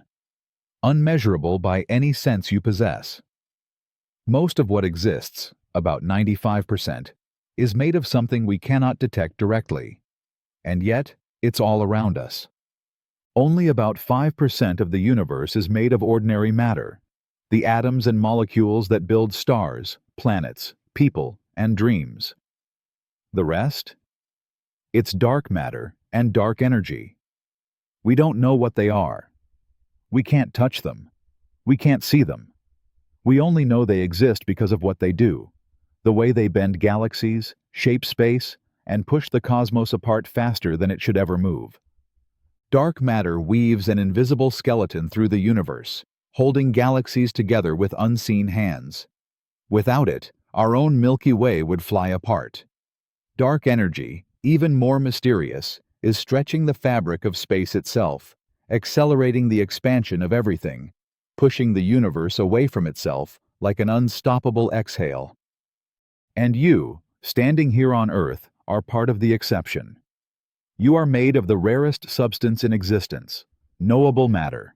You are the cosmic minority, a flicker of light in an ocean of shadow. You've built your entire life on what you can see, but the universe you belong to is mostly made of ghosts. And the most haunting part? You will never truly know what you're missing. Because everything you understand is built on the foundation of the unknown. You're breathing atoms, once inhaled by dinosaurs. Take a breath. Let it fill your lungs.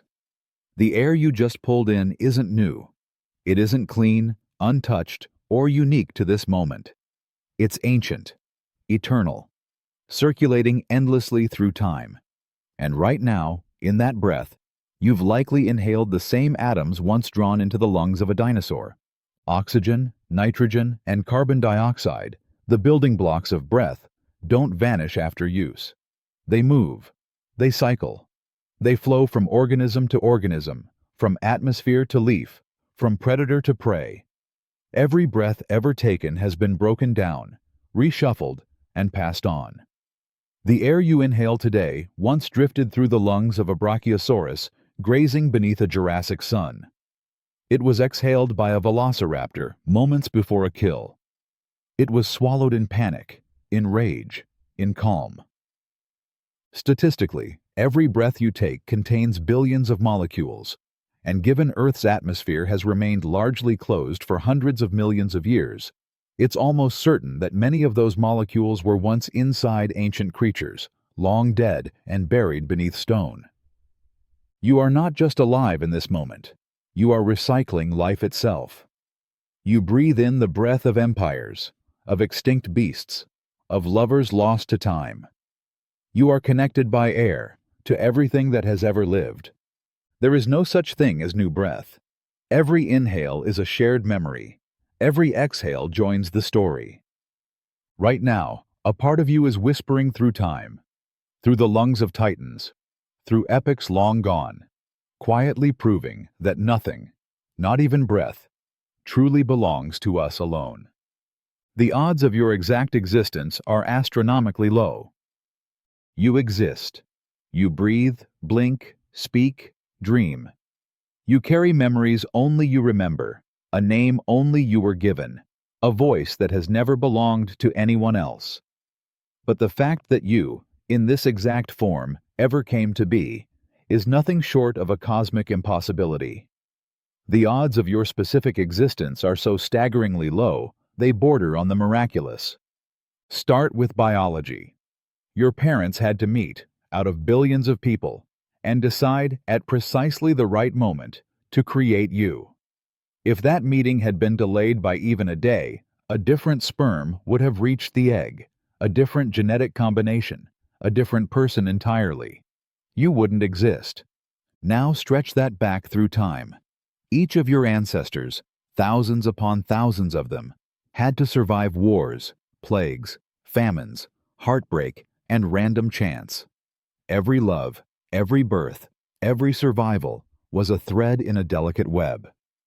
Break just one, and the entire line collapses before reaching you. But it goes deeper.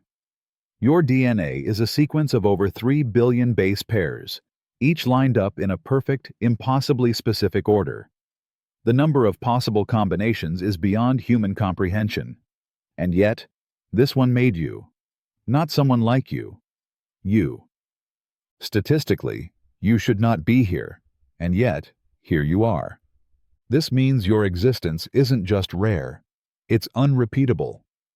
The odds of you ever happening again, in the same way, with the same mind, the same soul, are effectively zero. You are not just one in a million, you are one in forever. And still, most days, you forget how impossible you are. Your brain can process only a tiny sliver of reality at any given time. You believe you're seeing the world as it is, bright, detailed, full. You trust your senses to show you truth, to reveal everything around you. But they don't, not even close. In every moment of your life, your brain is being bombarded by millions of pieces of information: light, sound, touch, smell, taste, movement, temperature, pressure, emotion, memory. And out of all that, you consciously process only about 40 pieces per second. That's it. Out of millions, you get 40. And the rest? Your brain filters it out, discards it, buries it beneath awareness. You are not seeing everything. You're seeing what your brain lets you see. What it believes is useful for survival. What fits your expectations. What won't overwhelm you. The colors you can't perceive, the sounds you'll never hear, the signals from your own body that get silenced. These are still happening. They are real. You just don't get access. Your brain edits the universe into something you can handle, like a news anchor summarizing a hurricane with a single headline. This means your reality is not reality. It's a curated hallucination, a manageable illusion. What you think is the full picture is barely a corner of the frame. You walk through life thinking you're awake, but most of what surrounds you is invisible, inaudible, untouchable. You're living in a keyhole, mistaking it for a window. And the most haunting part? You'll never know what you're missing. You'll never feel the full shape of reality. You are inside a locked mind, experiencing a reduced world. Not because the truth isn't out there, but because your brain decided you weren't ready for it. You hallucinate your reality. Perception is subjective. You believe what you see, what you hear, what you feel. You believe that your senses are a gateway to truth, that the world you experience is the world. But the most jarring revelation in neuroscience is this: you're not experiencing reality as it is. You're experiencing a version of reality your brain is hallucinating. This isn't metaphor, it's how perception works. Your brain doesn't passively receive information, it predicts it, it guesses, constantly. Based on past experience, memory, expectation, emotion, and context, your mind constructs a model of the world and feeds it to your senses, not the other way around. What you see, hear, touch, and believe is filtered, shaped, and often entirely fabricated to match the internal world your brain expects. When you look at a color, you don't see its wavelength, you see your brain's label. When you hear someone speak, you don't process raw vibrations, you interpret intention. When you feel pain, it can appear or vanish, depending on belief. Even your sense of self, of being you, is a product of predictive modeling, constantly updated to keep the illusion stable. This means two people can live in the same moment and experience completely different realities, because perception isn't objective, it's personal and fragile. The world you think you know isn't what's out there, it's what's in you. A constructed dream stitched from sensation and shaped by belief. You are not observing the universe, you are observing the version of it your mind deems useful. And that terrifyingly beautiful truth is this: every second of your life has been a hallucination, convincing enough to pass for real. And you've believed it without question. The sense of self is likely a modular construction of various brain regions. You feel like a singular being, a unified presence, a self that watches, chooses, remembers, reacts, a continuous thread running through your life. But what if that feeling isn't a core truth? What if it's a fragile construction, a patchwork built by your brain, moment by moment, to give the illusion of someone being in control? Modern neuroscience suggests that the self isn't located in one place. It's not a soul behind your eyes or a center in your brain. It's modular, a collaboration between different regions, each handling a different piece of the puzzle. One part handles memory. Another predicts consequences. Another monitors your internal state. Another constructs your body image. Another keeps track of time. These systems talk to each other, and in that tangled conversation, your sense of you is born. But when those systems break, through injury, trauma, disease, the self fractures. People with split brain surgeries can act as if they have two independent minds inside one body. Patients with certain types of brain damage can lose the ability to recognize their own face or believe a limb no longer belongs to them. In dissociative identity disorder, distinct personalities seem to emerge from the same mind, with no shared continuity. The self, it seems, is not a solid thing. It's a story told across circuits, a narrator cobbled together by neurons trying to make sense of chaos. And when one module slips, your entire identity can blur, vanish, or even change. You are not one mind. You are a symphony, and what you call you is just the harmony, not the instruments. You are the echo of a system that believes in itself, and that belief is the only thing holding you together. You might never actually experience free will. You feel like you're in control. You decide what to eat, who to love, when to speak, what path to follow. You believe each choice is yours, a product of thought, desire, intention. But what if it isn't?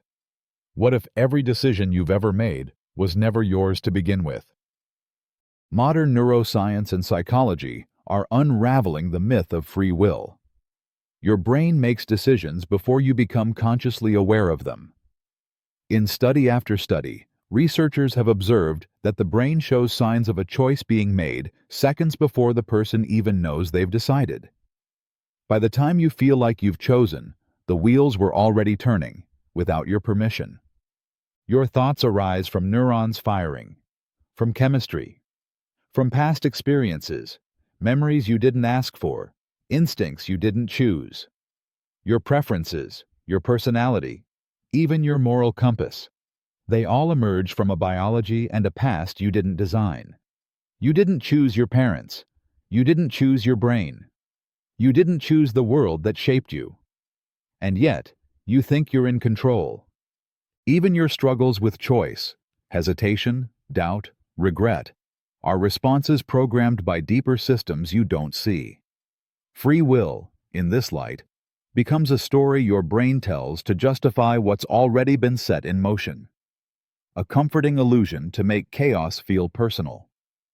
So what if you're just watching your life unfold, thinking you're driving, when really, the wheel was never in your hands? What if your sense of agency is just another beautifully crafted hallucination? You feel free. But feeling isn't proof. And if free will is an illusion, what does that make you? Your body is composed of stardust, quite literally. You may feel small, just one life in a world of billions, a flicker on a pale blue dot. But inside you is the story of the universe itself.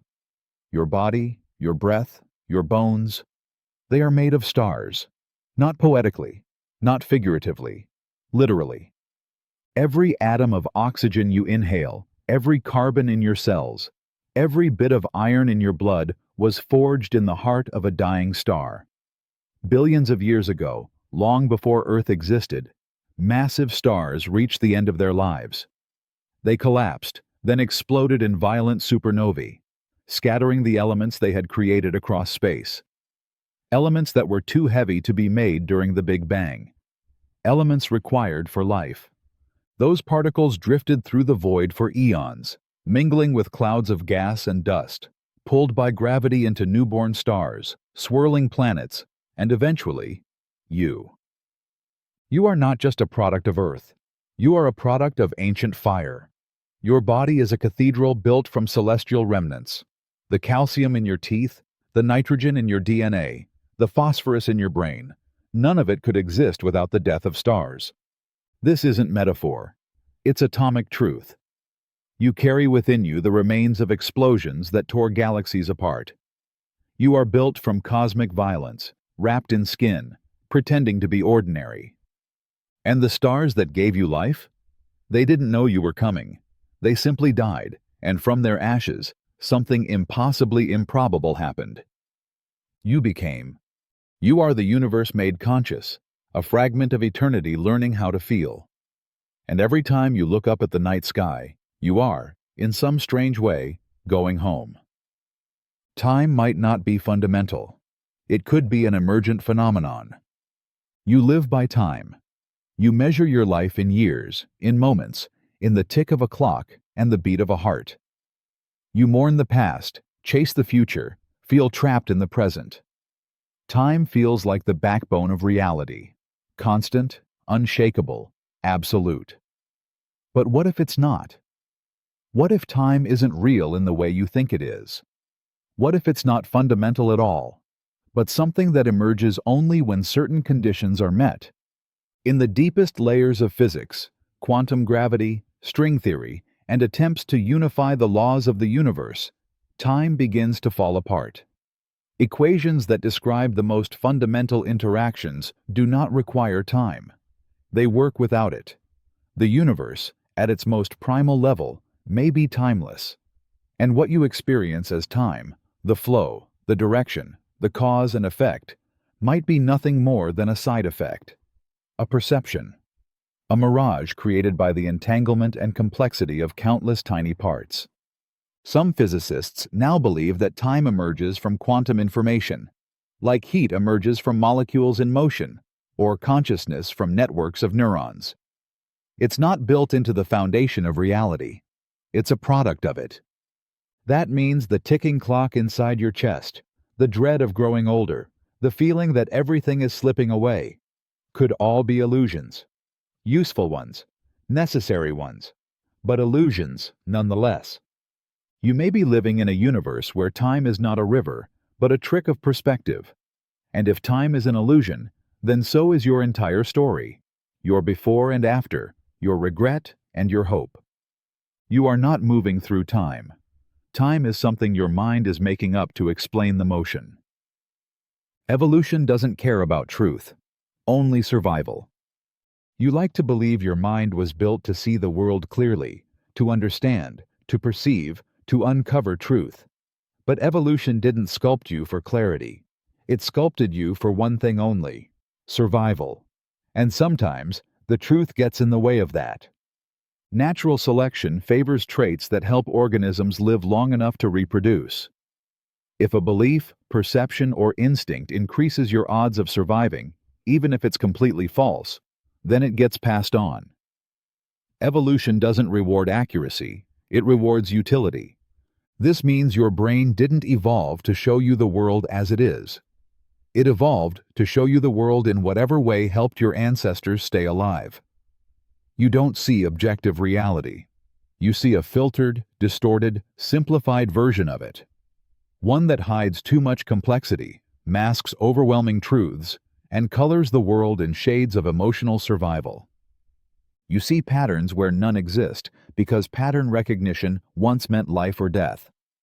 You believe in permanence, even though everything is temporary, because certainty feels safer than chaos. You seek meaning, even in random tragedy, because hopelessness paralyzes. Your perceptions are built not to know, but to cope. This is why people cling to comforting lies, to illusions of control, to fabricated gods and systems. Not because we're broken, but because evolution selected those instincts. A mind that believes a hopeful lie may outlive the one that sees a hopeless truth. So ask yourself, how much of what you believe is real, and how much is just what nature needed you to believe so you'd keep breathing, fearing, loving, and reproducing? The truth may be out there, but your mind was never built to find it, only to survive it. You will never perceive the world exactly as someone else does. You walk through the same streets. You hear the same songs. You sit beside someone in the same room, watching the same sunset. But what you see, feel, hear, what you experience, is not the same. It never will be. Because the world you live in is only yours. Perception is not objective. It's personal. It's filtered through your biology, your memories, your traumas, your hopes, your wiring. Your eyes don't just capture light, they interpret it. Your ears don't just receive sound, they color it with meaning. Your brain takes in reality and translates it into something understandable, something survivable. But that translation is unique to you. Someone else's red might not be your red. Someone else's silence might not be your peace. The exact same word, the same touch, the same gaze can strike you as beautiful and strike them as cruel. Because your perception is shaped by everything that came before.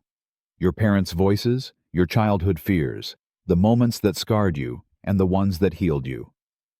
Even identical twins with shared genes and upbringings live in separate worlds inside their minds. There is no merging of perspectives, no perfect alignment. Empathy can bring you close, but never all the way in. This means you are alone, in a quiet, inescapable way. No one will ever fully see the world the way you do, and you will never truly see theirs. We are all islands pretending to be bridges. We touch, we connect, we love, but through glass, through fog, through separate dreams of the same world. And somehow, we still try. Even knowing we will never fully understand each other, we still reach. Because that, too, is part of what it means to be human. The placebo effect can alter your physical reality. You take a pill. It's sugar, nothing more. No active ingredient, no chemical power. But you believe it will help. And then something extraordinary happens. Your pain fades, your symptoms lessen, your body begins to heal. Not because of the pill, but because your belief told your body it should. This is the placebo effect, and it's not imaginary. It's physical, measurable, real. When you expect relief, your brain releases neurotransmitters like dopamine and endorphins. Your internal pharmacy opens up. Heart rate slows. Inflammation can reduce. Even measurable changes in brain activity occur. You feel better, not in spite of the lie, but because of it. Your mind, through belief alone, can trigger biological processes without any external medicine. Placebo surgeries, where patients undergo fake operations, have been shown to relieve pain. In some studies, people with Parkinson's disease show increased dopamine levels simply from believing they were given treatment. In others, patients with depression or anxiety improve dramatically after taking inert pills, as long as they trust they'll work. Your body listens to your expectations. It builds reality from belief. But here's the part that truly rattles the soul. If your mind can create healing from nothing, what else is it fabricating? How much of your suffering is being reinforced by belief? How many limits do you accept simply because you've been told they're real? The placebo effect is proof that perception isn't just powerful, it's physical. You can change your body with your mind, not through magic, but through something even stranger. Biology shaped by belief. You are not just a body that believes. You are a belief that shapes a body. Your consciousness can be disrupted by magnetic fields. You think of your consciousness as sacred, untouchable, private, something deeply you. Your thoughts, your memories, your awareness of self feel like the one thing no one else can reach. But that's a comforting illusion. Because the mind, for all its mystery, runs on electricity, tiny currents pulsing through neurons, fragile and precise. And those signals can be manipulated. Magnetic fields can disturb them. Not with violence, not with force, but with a quiet, invisible hand. Techniques like transcranial magnetic stimulation, TMS, use focused magnetic pulses to interfere with neural activity in specific parts of the brain. And when this happens, the effects are chilling. People have reported temporary blindness, speech loss, the erasure of memories, and even changes in mood or moral judgment, just by applying magnetism to the right place. Your sense of self, your beliefs, even your ability to decide right from wrong, can flicker, shift, or vanish. Not because of trauma or illness, but because something external bent the invisible wires running through your brain. And the scariest part? You don't even know it's happening. Your brain doesn't come with warning lights. You won't feel the moment when you begins to dissolve. Your consciousness, the very thing you think defines your identity, can be edited, interrupted like a signal with static, rerouted like data through a broken wire. You are not a fortress. You are an electrochemical storm, vulnerable to invisible forces you cannot see or feel. Your thoughts are not as private as you believe. They can be bent, they can be scrambled, they can be turned off. And in that silence, where you once were, there is only stillness. You dream every night, even if you don't remember it. Every night, as your body sinks into stillness and the world fades away, your mind lights up. Behind your closed eyes, entire worlds are born. You dream, without fail. Even if you wake with a blank mind and no memory of where you've been, you were there, wandering through fragments of thought, emotion, memory, and pure invention. Dreaming isn't occasional, it's constant.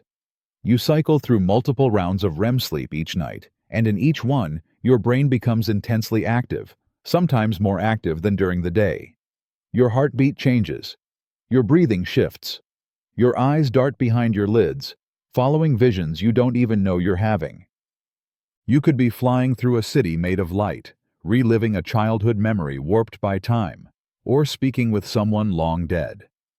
You might be terrified, ecstatic, heartbroken, or feel emotions your waking mind doesn't even have names for. But most of the time, you forget. The dreams dissolve like mist the moment you wake. Your brain doesn't store them unless something emotionally intense or sudden draws them into conscious memory. Still, they happened. Your mind lived entire lifetimes in those hours. You loved, feared, failed, soared. Whole versions of you were created and destroyed in the span of a night. And when you opened your eyes, you left them behind. But just because you don't remember them doesn't mean they don't affect you. Dreams whisper into your waking life, shaping moods, triggering instincts, influencing your thoughts without ever revealing their source. You sleep in silence. But inside, every night, you vanish into a universe built by your own mind, and forget you were ever there. Your memories could be entirely fabricated. You believe your memories are sacred, that they are yours, raw, honest recordings of your life, the undeniable evidence of who you are. You cling to them like anchors. Your first kiss, your worst mistake, the voice of someone you loved. But the unsettling truth is this: your memories could be lies, not just distorted or fuzzy, completely, entirely fabricated. Your brain doesn't record reality like a camera. It reconstructs it.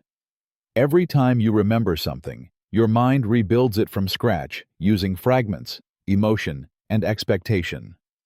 It fills in gaps with guesses. It colors moments with hindsight. And every recall becomes a rewrite. Over time, you're not remembering the original moment. You're remembering the last version you told yourself. But it gets worse. Memory can be manipulated. Psychologists have implanted entirely false memories in people through suggestion. Memories of being lost in a mall, of committing a crime, of childhood events that never happened.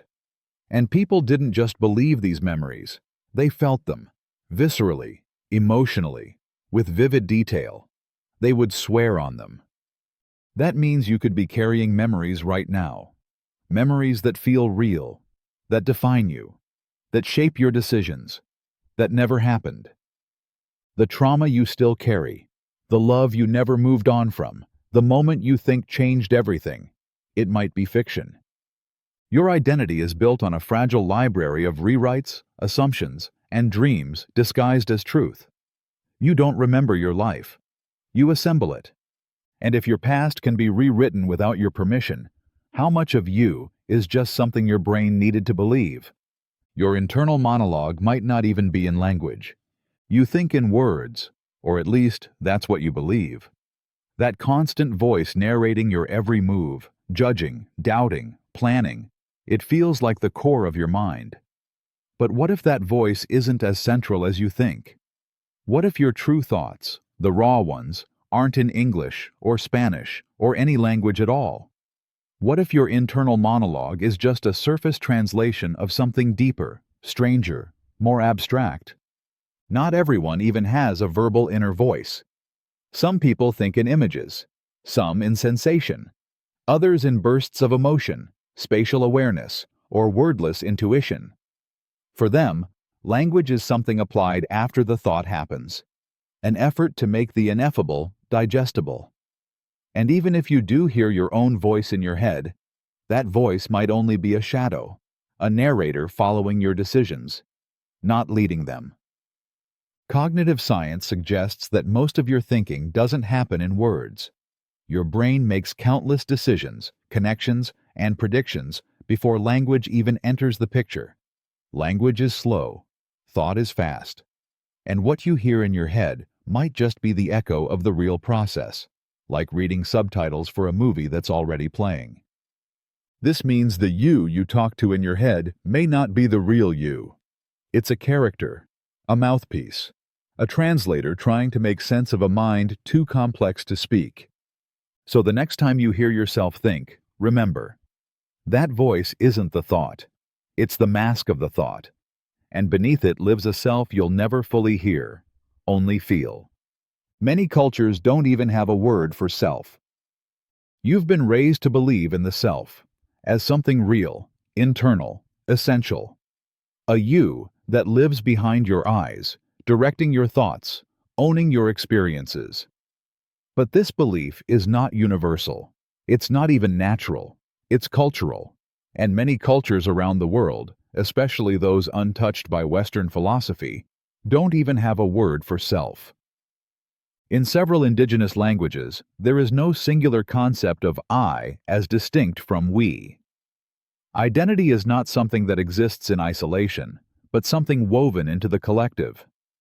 In these worldviews, the individual is never separate from family, land, spirit, or community.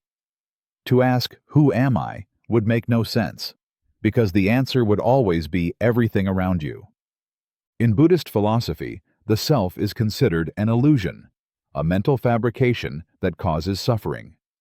There is no permanent I, only a series of passing sensations, thoughts, and attachments. Even in modern neuroscience, this aligns with what we observe. The self is not a single place in the brain, but a pattern, a constantly changing process. This means your sense of individuality, your identity, your inner monologue, your separateness, is not a universal truth. It's a story you were taught to believe. A cultural software installed in your brain from the moment you learned the word me. And if other cultures live full, rich, meaningful lives without ever thinking of themselves as distinct selves, what does that say about you? What if the voice in your head isn't the truth of who you are, just the echo of the language you happen to be born into? Death might just be a change in informational state. You fear death as an ending, the moment everything stops. Consciousness gone, body cold, identity erased. But what if death isn't the end of you? What if it's not annihilation, but transformation? A shift in how your information is arranged in the fabric of reality? At your core, you are information. Your DNA is a code. Your memories are encoded in neural pathways. Your personality, thoughts, reactions, all patterns, signals, data held in the structure of a biological machine. And when that machine breaks down, that information doesn't vanish into nothing. It changes form. The atoms that make your body are ancient, recycled, eternal.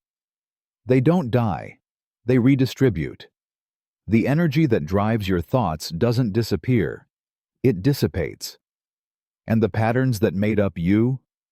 Some physicists and philosophers argue that those too may persist, not as a soul, but as information woven into the fabric of the universe, like ripples that never fully fade.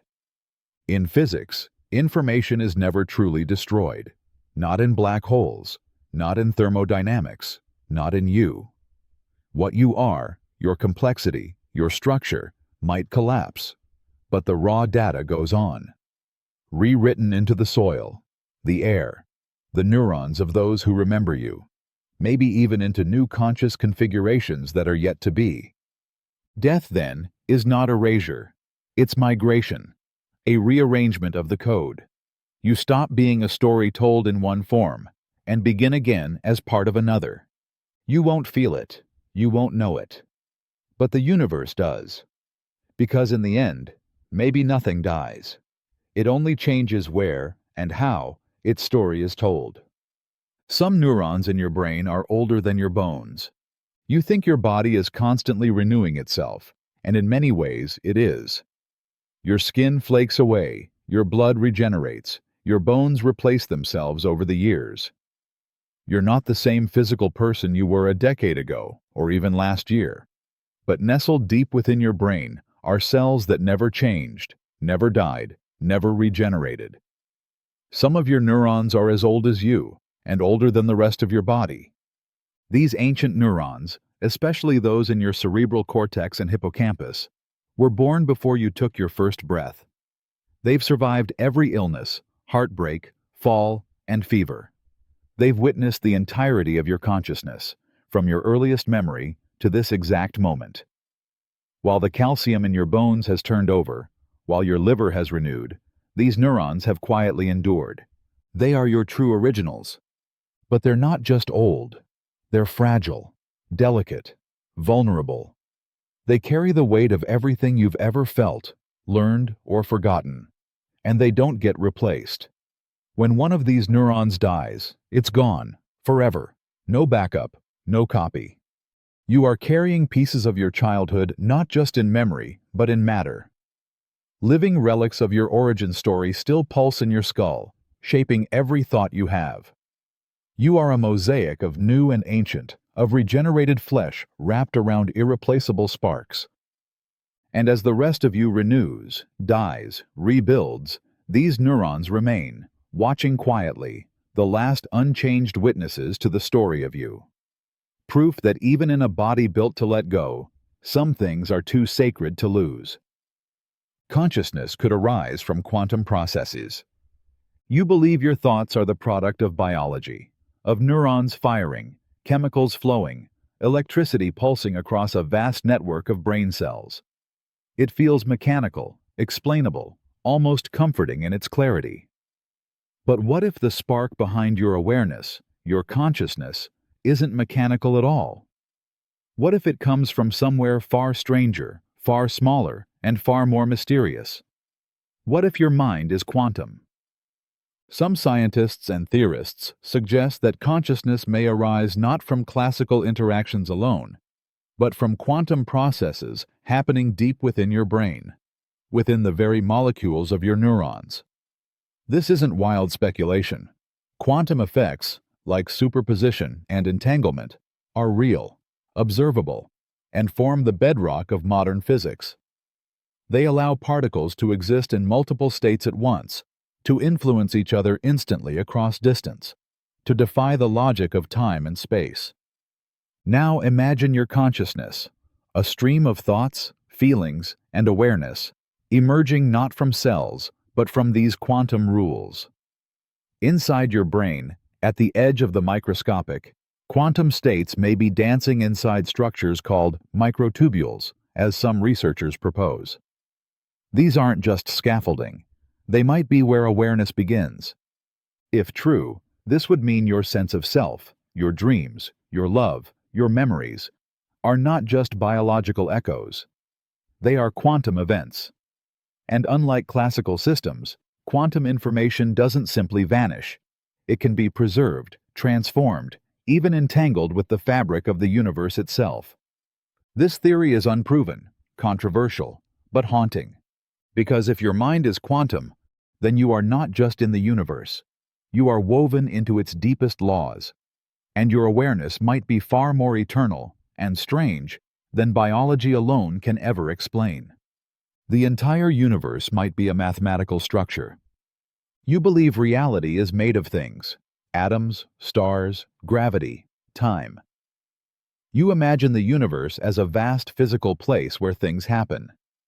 But there's a theory, quiet, unsettling, and gaining ground, that upends that view completely. It says the universe is not made of stuff at all. It is made of math, not governed by mathematics, but made of mathematics. The equations are reality. This idea, known as the mathematical universe hypothesis, suggests that everything, space, time, matter, energy, even consciousness, emerges from a purely mathematical structure. The universe doesn't follow laws of math like a machine follows instructions. It is math. Your atoms, your emotions, your dreams, the stars above you, they all exist because they are part of a vast, timeless, abstract object, a pattern of numbers and relationships unfolding exactly as the math demands. That means your entire life might be the output of a mathematical equation running not on a computer, but in pure, detached logic. Your joy, your pain, the people you've loved, the memories you hold sacred, they are all expressions of cold, impersonal geometry. There is no why. There is only the structure. And if that's true, then reality has no need for matter, or space, or even time. It exists because the math permits it. You are not a soul, not a body, not even a mind. You are a point in a perfect, eternal pattern. You are the universe doing math about itself. And the part of you that wonders why? That, too, is just the echo of an equation asking its own question. Time may not flow. It may all exist simultaneously. You feel time as motion, a river pulling you forward, second by second, moment by moment. The past slips behind you, the future rushes toward you, and the present is the fragile knife edge you try to balance on. But what if none of that is real? What if time doesn't flow at all? What if every moment, your first breath, your last word, and everything in between, already exists, side by side, forever? This is what some interpretations of physics suggest. Einstein's theory of relativity doesn't treat time as a flowing stream. It treats it as a dimension, like space. In this block universe model, all points in time, past, present, future, exist equally. They are not unfolding. They are already there. Just as every location on a map exists whether or not you're looking at it, so too might every moment of your life, whether or not you're living it. You're not traveling through time. You're experiencing one fixed slice of an already existing whole. The illusion of movement, the sense of change, is not something time does. It's something you do. Your consciousness is flipping through the frames of a cosmic film reel, frame by frame, mistaking the sequence for motion. This means your future already exists. Your death has already happened. Your greatest joy is still playing out, right now, somewhere, always. It also means you never truly leave the past behind. The you that once laughed, cried, fell in love, broke down, it's all still happening, forever. You are not a traveler on a road. You are the road. Every step, every mile, every destination, already laid out, existing all at once, waiting to be remembered. There's no universal up or down in space. You live in a world built on direction. Up is the sky, down is the ground. Left, right, forward, back. Your body orients itself without effort, anchored by gravity and the floor beneath your feet. But once you step beyond Earth's grip into the vast stillness of space, those rules collapse. Out there, up and down don't exist, not even as concepts. Space doesn't come with a label. There is no top or bottom, no global compass, no invisible grid to hold on to. You could float with your head pointed toward Earth or toward a distant star a billion light years away. It would make no difference. The cosmos is indifferent to direction. What you call up is just a habit. What you call down is just wherever gravity happens to be pulling you right now. Astronauts in orbit often struggle with this. One moment the ceiling is above them, the next it's below. There's no such thing as being upside down, because there's no preferred orientation. In the vast vacuum, directions are just relative. What's up to you is sideways to someone else.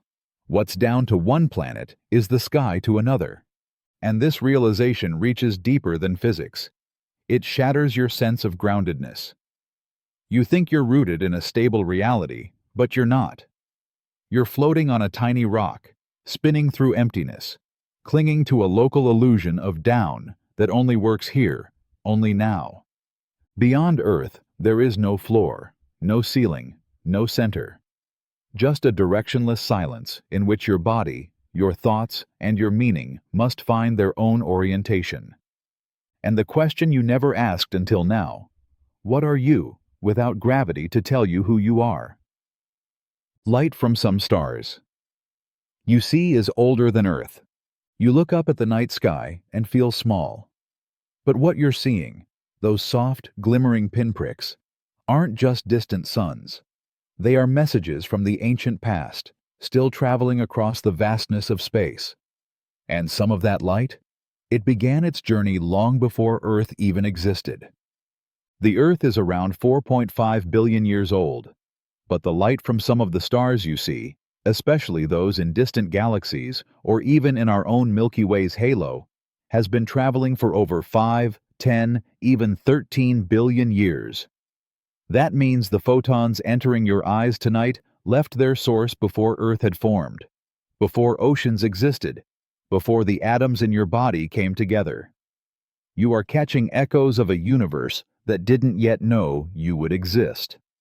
Every time you gaze into the stars, you're not seeing them as they are, you're seeing them as they were. In many cases, the stars themselves have already died. Their planets may be gone. Their light is all that remains, still racing across a cosmic emptiness to arrive just now, here, for you. You are a witness to a sky full of ghosts. And still, your brain interprets that light as immediate, as present. But it's not. It's older than your species, older than your planet. In some cases, older than the galaxies around it. When you stare into the night, you are not looking out into space. You are looking back in time, across a gulf so vast that reality itself begins to stretch. And the stars, they are not shining. They are remembering. You could be living in a black hole. You think of black holes as distant monsters, violent voids that lurk far out in the universe, devouring light, crushing stars, and bending reality at the edges of known physics. But what if you're not watching them from afar? What if you're inside one? It's not just a sci-fi fantasy. It's a real hypothesis in theoretical physics. Our entire universe might exist within the event horizon of a black hole. A black hole so massive, so ancient, that it doesn't hover outside us. It contains us. Here's how. When a star collapses, it can create a black hole with an event horizon, a boundary beyond which nothing can escape. Inside that boundary, space-time behaves in unimaginable ways. And according to Einstein's equations, what looks like a collapsing point from the outside can look like an expanding universe from the inside. Sound familiar? Our universe is expanding. Space is stretching in every direction, and it has been since the Big Bang, a moment of sudden creation from an infinitely dense point, just like the inside of a black hole. From within, we wouldn't feel collapse. We'd see space itself growing. Galaxies racing away, time stretching, light bending, all the signs we already observe. If this is true, then everything you've ever known, every love, every war, every breath, is playing out inside a cosmic prison with a one-way boundary. The stars you look at, trapped with you. The time you move through, distorted by an unseen horizon. You are not falling into a black hole. You're already there. And the most haunting part? From your perspective, it all feels normal. Because in a black hole, even the illusion of freedom can feel infinite. You may never know if anything exists outside your mind. You wake up each day inside a body, a world, a story.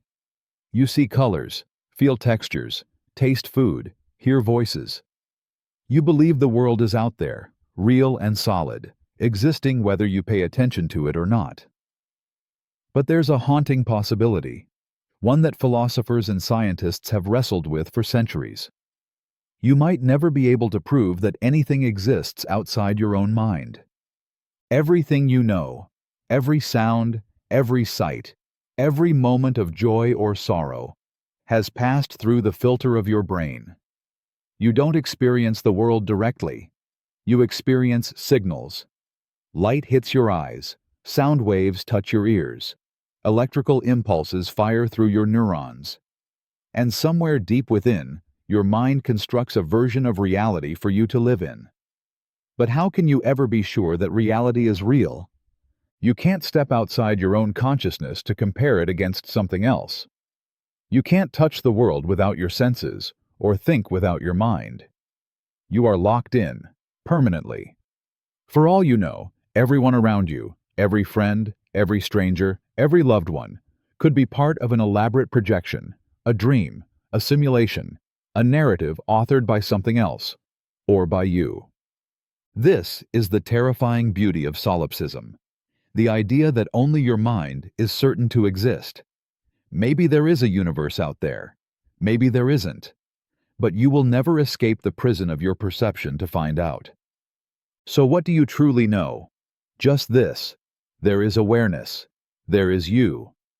And everything else might be the shadow of your own imagination, flickering against the walls of a mind you cannot leave. Your life is a series of electrical impulses and chemical reactions. You think of yourself as something more than a body, more than flesh. You feel emotions, love, pain, purpose. You hold memories like sacred objects. You speak of the soul, of identity, of consciousness. But underneath all of that, you are biology. And at the most fundamental level, everything you are, everything you've ever felt or feared, is just electricity and chemicals firing in patterns. When you fall in love, it's dopamine. When you grieve, it's serotonin dropping, cortisol rising. When you make a decision, it's neurons lighting up in the prefrontal cortex, sending signals through synapses, translating thought into action. Your deepest desires, your darkest memories, your sense of self, all of them are just the byproducts of electrical impulses dancing across a web of gray matter. There is no central light in your head, no glowing core of consciousness, just cells, billions of them, passing signals, exchanging ions, releasing molecules. Your tears, your joy, your courage, your rage, all of it is reducible to measurable reactions, endlessly repeatable in a lab. If only we knew the exact conditions. It's dehumanizing, and it's horrifying. But it's also astonishing. Because somehow, from the raw machinery of biology, a mind emerged. Somehow, these cold processes gave birth to art, music, compassion, imagination, things that feel divine, but are made from the same reactions that make your muscles twitch. You are not less for being made of chemicals. You are a miracle because of it. A fleeting, fiery illusion of meaning sparked from a billion silent circuits. And one day, that signal will fade.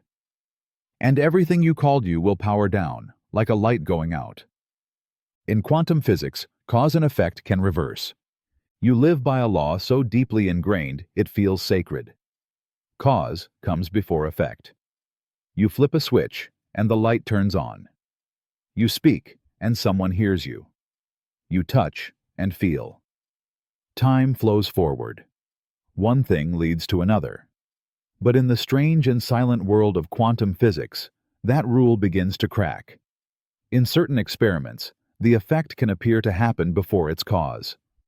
This isn't a metaphor. It's real, tested, and deeply unsettling.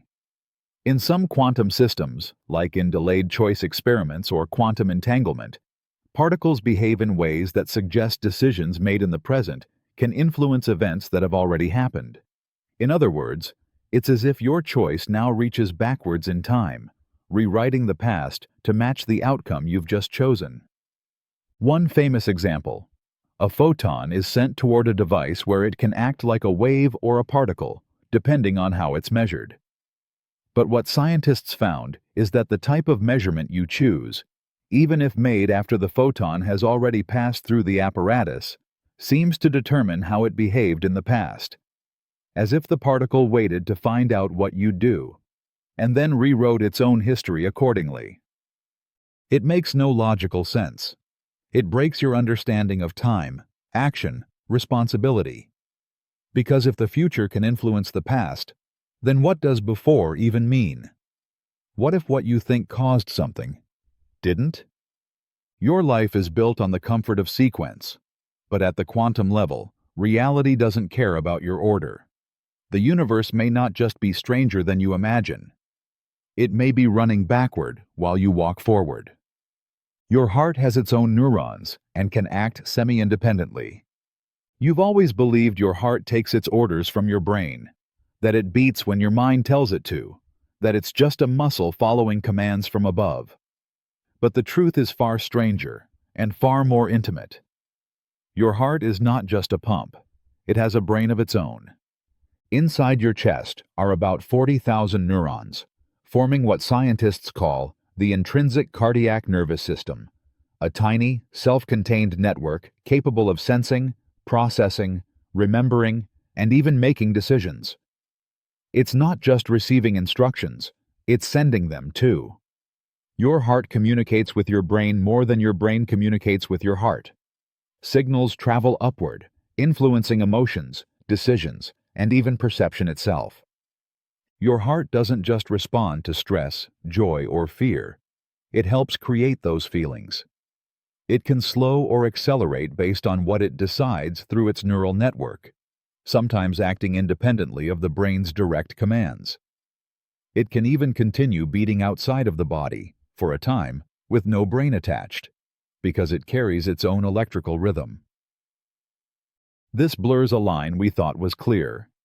The mind, we believed, was the master, but the heart is not merely a servant, it's a partner, maybe even a silent leader. You don't just feel emotions in your heart, you generate them there.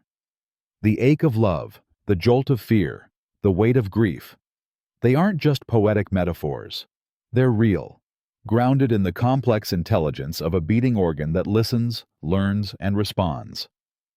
You are not just a brain walking around in a body. You are a mind and a heart, two thinking, feeling forces locked in a conversation that defines who you are. A twin traveling near light speed would return younger. Imagine two twins, identical at birth. One stays on Earth. The other boards a spacecraft and races away at near the speed of light. Decades pass. The twin on Earth grows older, watches the world change, lives an entire life. But when the traveler returns, something unimaginable has happened. They've barely aged. One twin is old, the other is still young. Same DNA, different clocks, different realities. This isn't science fiction. It's Einstein's theory of special relativity, and it's been proven, not just imagined. As an object approaches the speed of light, time slows down for it relative to a stationary observer. To the traveling twin, everything feels normal. The minutes pass, the heart beats, the thoughts continue. But from Earth's perspective, the traveler's time is crawling. Days for one become years for the other. This phenomenon, called time dilation, isn't just a quirk. It's fundamental to how the universe works. It means that time is not a fixed, universal experience. It bends, it stretches, it warps based on motion, and it can divide people who once shared the same beginning. So when the traveling twin steps back onto Earth, they are returning to a future that unfolded without them. Their sibling aged. People died. The world changed. They were gone for a moment, but missed an entire chapter of history. This isn't about speed. It's about time itself not being what you think it is. Your clock doesn't tell the time of the universe. It only tells your time. And if you push hard enough against the boundaries of motion, you can leave someone behind in the past, simply by moving faster than they ever could. Earth is spinning at 1000 mph, and you don't feel it. Right now, without a sound, without a tremble, you're hurtling through space at over 1000 miles per hour. Every person, every mountain, every ocean, every breath you take, all of it is spinning with the planet at the equator faster than a speeding bullet. And yet, you feel nothing. No wind pushing against your face, no tug at your feet, no sense of motion at all. Just stillness. Just life as you know it. This silent spin is one of the great deceptions of existence. Earth rotates on its axis once every 24 hours, which means if you're standing near the equator, you're moving fast. Faster than any storm or car or sound wave. But the atmosphere, the ground beneath you, and your own body are moving in unison. You were born into this motion, cradled by it, shaped by it. And so you never notice. There's no engine, no roar, just the quiet hum of gravity and momentum. If the Earth suddenly stopped spinning, the surface would lurch forward with unimaginable violence. Oceans would flood continents, winds would rip across the globe. But it won't. Because this spin is ancient, stable, and ceaseless. And here's the strangest part. If it weren't spinning, you wouldn't be here. That rotation stabilizes climate, powers weather, shapes time itself. Your days, your nights, your sense of rhythm, all carved from this invisible whirl. You are clinging to a planet racing through space, rotating at a speed that would tear apart most machines. And yet you feel nothing. Because your entire life has unfolded on a ride so smooth, you forgot you were moving at all. Without memory, you would have no sense of time. You think of time as something objective, hours ticking forward, days passing in sequence, the steady crawl from birth to death. But the truth is far more personal. Your experience of time doesn't come from clocks or calendars. It comes from memory. Without it, time doesn't exist for you. Without memory, there is no before, no after, only an endless, fragmented now. Neurologists have seen this firsthand. Patients with severe amnesia can hold a conversation, feel emotions, even respond to events. But they have no anchor. Moments pass, but they don't accumulate. Their world resets every few minutes, sometimes every few seconds. And in that blank space, time dissolves. They are not lost in the past or anxious about the future. They simply aren't anywhere at all. Your memory doesn't just record time, it creates it. It strings together your experiences like beads on a thread, giving you a story, a direction, a reason to keep going. It tells you that yesterday happened, that tomorrow matters, that this moment is part of something larger. Memory gives time its shape.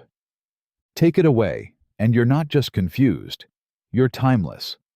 You are a mind without a line to follow, trapped in a loop of perpetual disconnection.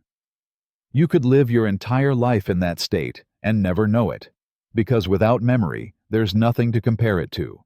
No past to long for, no future to imagine. Your memories are your time. They are the architecture of your identity, and without them, the hours still pass. But you don't move. You just float in the now, endlessly falling forward without knowing what you left behind. Entangled particles affect each other. Instantly, across galaxies. Imagine two particles, tiny, invisible, born together in a single event. Now imagine separating them, not by inches or miles, but by entire galaxies. One stays near Earth. The other drifts across the cosmos, billions of light years away. And yet, the moment you observe or change one, the other reacts instantly.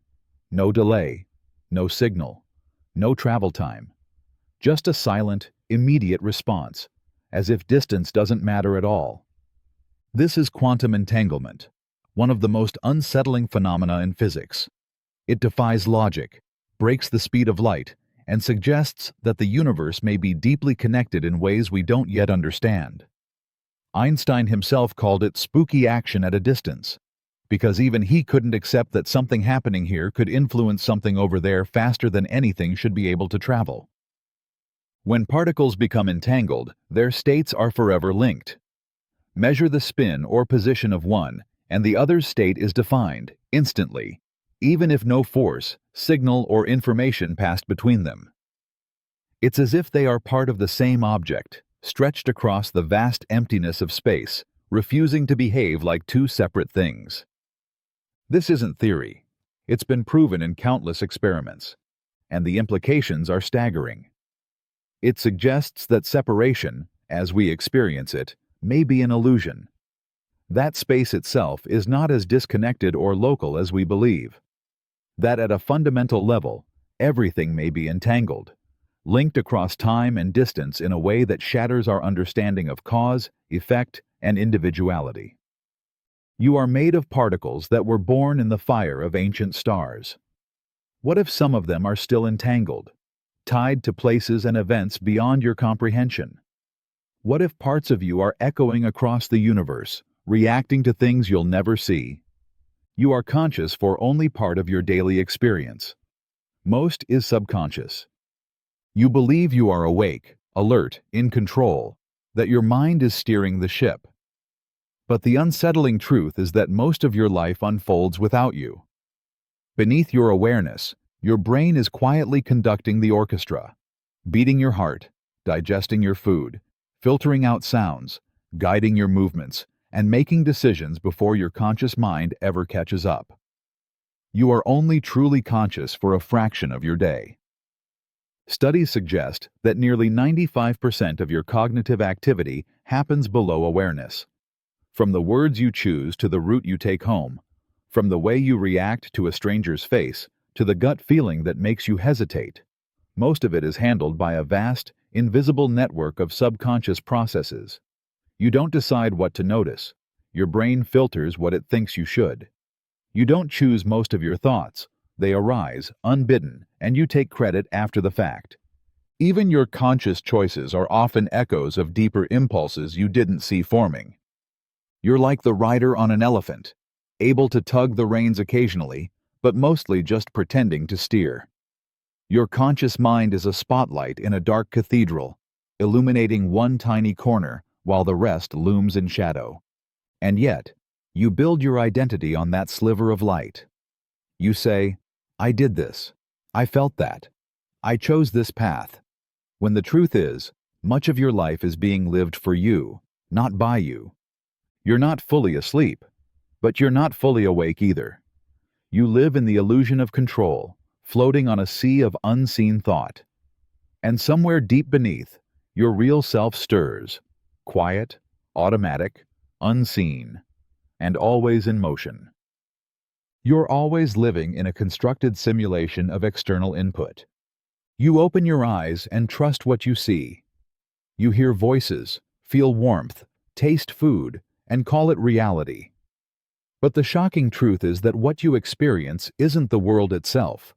It's a simulation, built entirely inside your brain, second by second, from scattered signals and incomplete data. You've never seen the real world. You've only seen what your brain makes of it. Light enters your eyes, but it's just electromagnetic radiation, raw, meaningless. Your brain translates it into colors, edges, depth. Sound enters your ears as vibrating air, and your brain decodes it into music, language, warnings. When you touch something, it's not the object you feel. It's electrical signals racing from nerves to brain, interpreted into texture, heat, or pain. And all of this happens with delay, with editing, with guesswork. Your brain fills in blind spots, makes assumptions, smooths over gaps. You hallucinate reality based on memory, expectation, and survival instinct. Even time and space, which feel so solid, are shaped by how your brain chooses to process them. They are not constants. They are constructions. This means the world you live in isn't out there. It's inside. Your brain has locked you into a reality you can never compare to anything else because you have no access beyond it. You're not seeing what is. You're seeing what your brain believes should be. You trust your senses. But they are not neutral. They are storytellers, writing a version of truth crafted to keep you sane, safe, and blind to how deep the illusion goes.